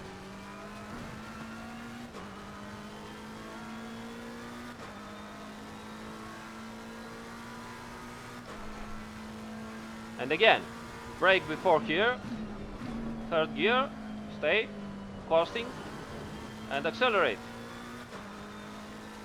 Brake again. Whoops, you see, I started braking way too late. I had issues going inside the turn. Earlier, no issues at all. Accelerate. Again, watch my steering wheel and the pedals. I am not doing strange movements to unsettle the car. So, early braking, steady on coasting, and accelerate. No problems. Car dead steady.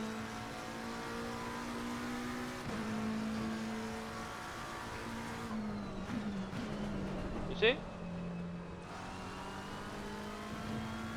Again, early braking. Steady on the wheel. The car will make the turn and accelerate. No problems at all.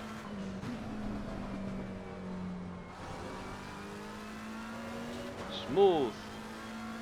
If you feel that the car is sliding, then you have entered the turn way too fast.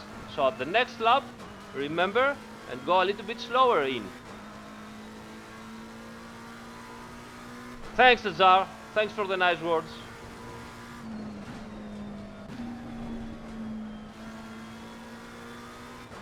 You see? Car is stable, no problems at all. Even over the curb, as long as I'm not unsettling the car.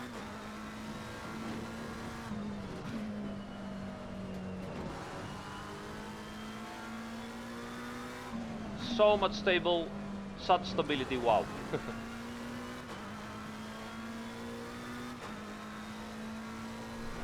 Again, stop and accelerate.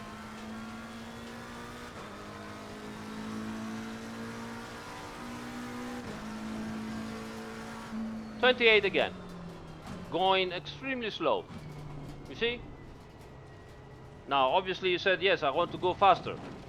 Start building speed slowly. So, start braking a little bit later, but a little bit, 1, 2 meters later, not instantly, try to start braking where the aliens do. Also, keep in mind, guys, if you are watching the aliens on a server online, there is also some lag, some small milliseconds, and milliseconds might mean 2 or 3 meters that you are watching him braking later than what he actually does, right? So brake before them, okay?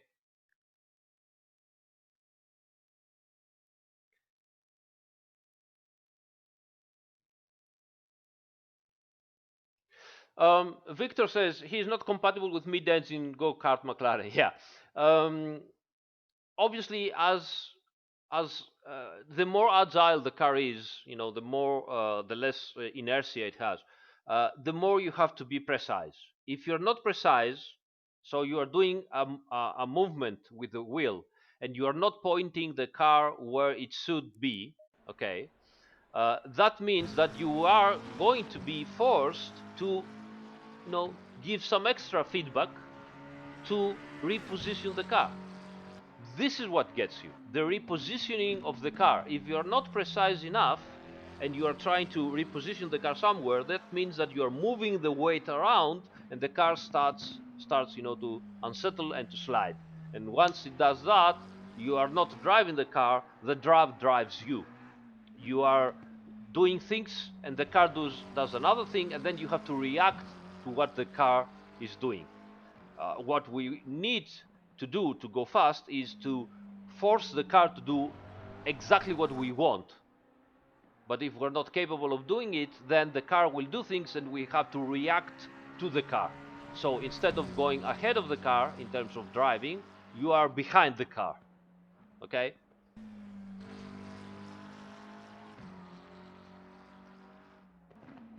I'm sorry about that, Tortellini. This is how they gave us the car, so it is what it is.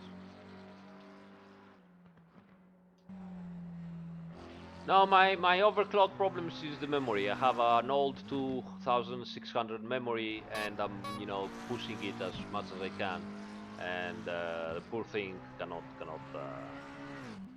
stand it. So I have to change that. Welcome, Fuso Gameplay.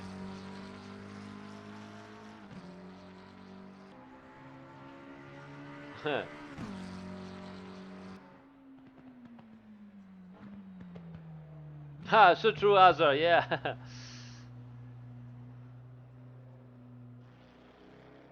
Yeah, yeah, I have overclocked the RAM, but I'm right on the limit, and it just can't take it anymore. Yeah, that works sometimes, Thiago, if you practice on a green track. I don't know about that, Victor. Sorry.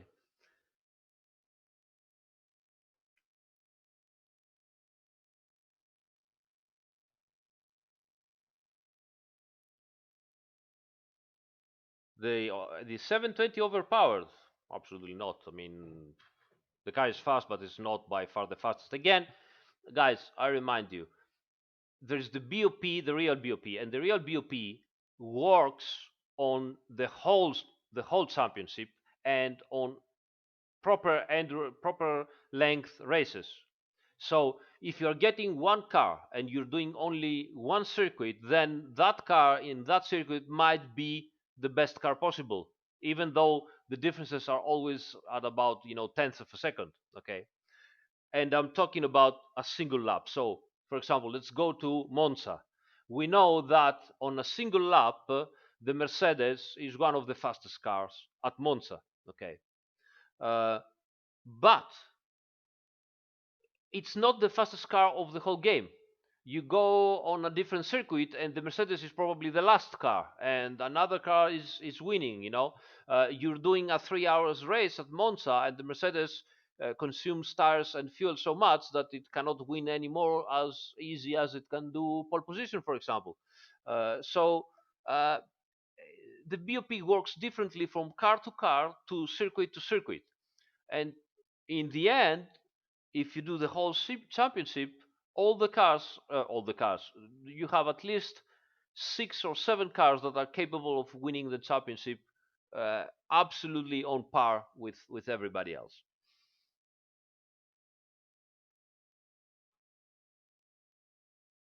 I don't know air volume if we're going to get a 2020 car lineup.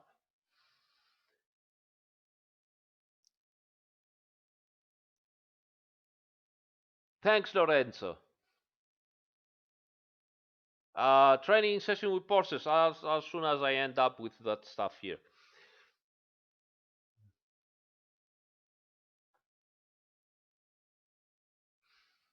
Uh, Connect ask if it's better to set up the car on optimum conditions. I'm going for optimum conditions, but I'm setting the car for race stream, so with a lots of fuel. That's what I'm doing usually, because in the end, in the race, you're gonna have the track, with optimum conditions. Mm.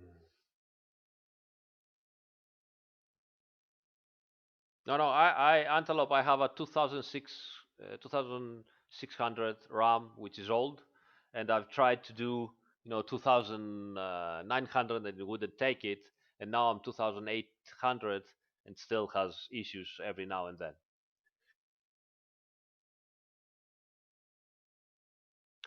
Yes, absolutely. When it changes from fast to optimum, or even for green to fast to optimum, it's progressive. It's not like a click. There are lots of different situations happening, and it still says, fast. So it's not like a click. Yes, there is a slowest and the fastest optimum track condition. Yeah.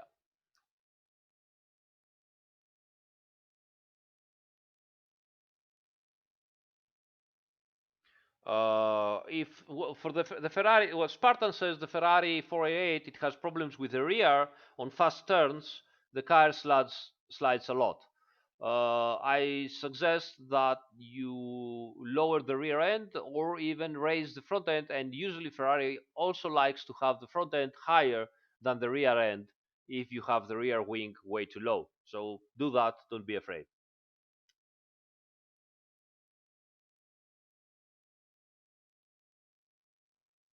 Again, as I said, VR, your mileage might vary. I have no idea for DLSS support.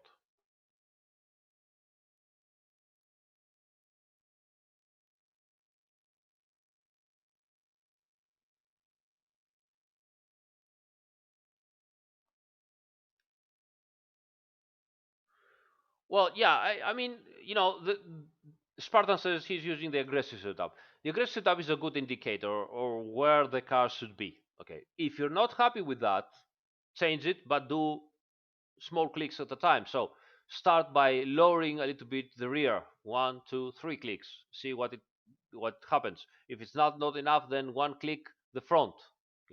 Try again. Stuff like that. Okay. No, well, there is not a realistic single thing. What is most so? Ajar says realism is my only objective. Fine, great. Green circuit is the most realistic. Not really. There's not a condition that is the most realistic. It's the race weekend that's the most realistic. So if you want to have the most realistic situation, what I advise you to do is um, to uh, go into a race weekend. Start at the race weekend. It's gonna be green. Practice with just one uh, tire set. So you put limited tire sets and use only one tire set for the practice. Go second practice, second tire set. Go qualifying one. Use one fresh tire. Qualifying two, second fresh tire, and then go to the race and start using your used tires during the race. This is the condition will change constantly. Maybe you want to try dynamic weather. This is the most realistic condition. That's it. Uh, I want a race between developers of Kuno. So could happen, yeah. Well, the bias is pretty easy. I mean, it all works during the turn in. You want better turn in, so more turn in, make the brake bias towards the back. You want more stable turn in because you have oversteer, move the brake back bias to the front. That's it about it. Yeah. It gets more complicated than that, but that's the main thing.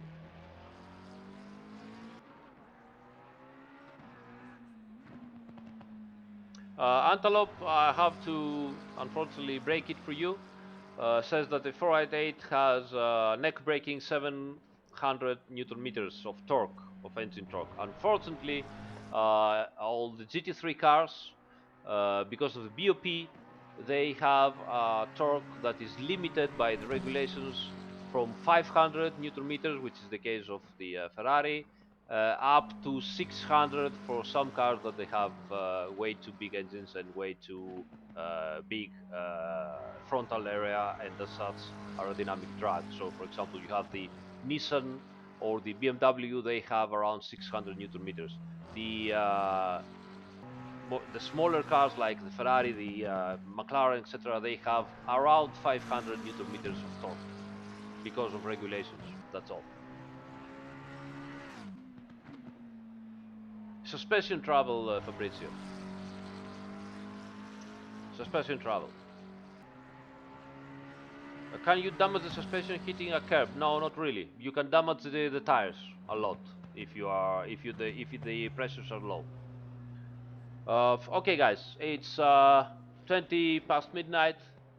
I think we can call it a day tonight. Huh? What do you think? Yeah, I think we should, stop here. Right? Thank you so much, guys, for joining. Hope you enjoyed the stream. Again, ciao Davide.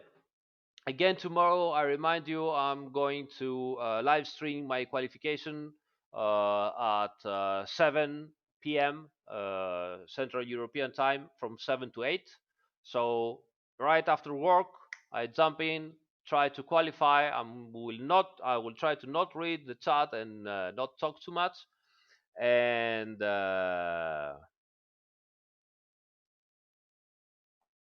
okay, Azar. Actually, we do collaborate with real time makers, Pirelli. So better than that. It's not so easy though, because not even the manufacturers know everything about their tires. Okay. Uh, as usual, all the live streams go back to the channel so you can watch them later. So don't worry about that if you haven't watched the live stream entirely. Uh, okay, so what can I say? Subscribe, hit the ring, the bell, whatever, and see you tomorrow, guys, at 7 p.m. Central European Time. Good night. Bye. My keys doesn't work.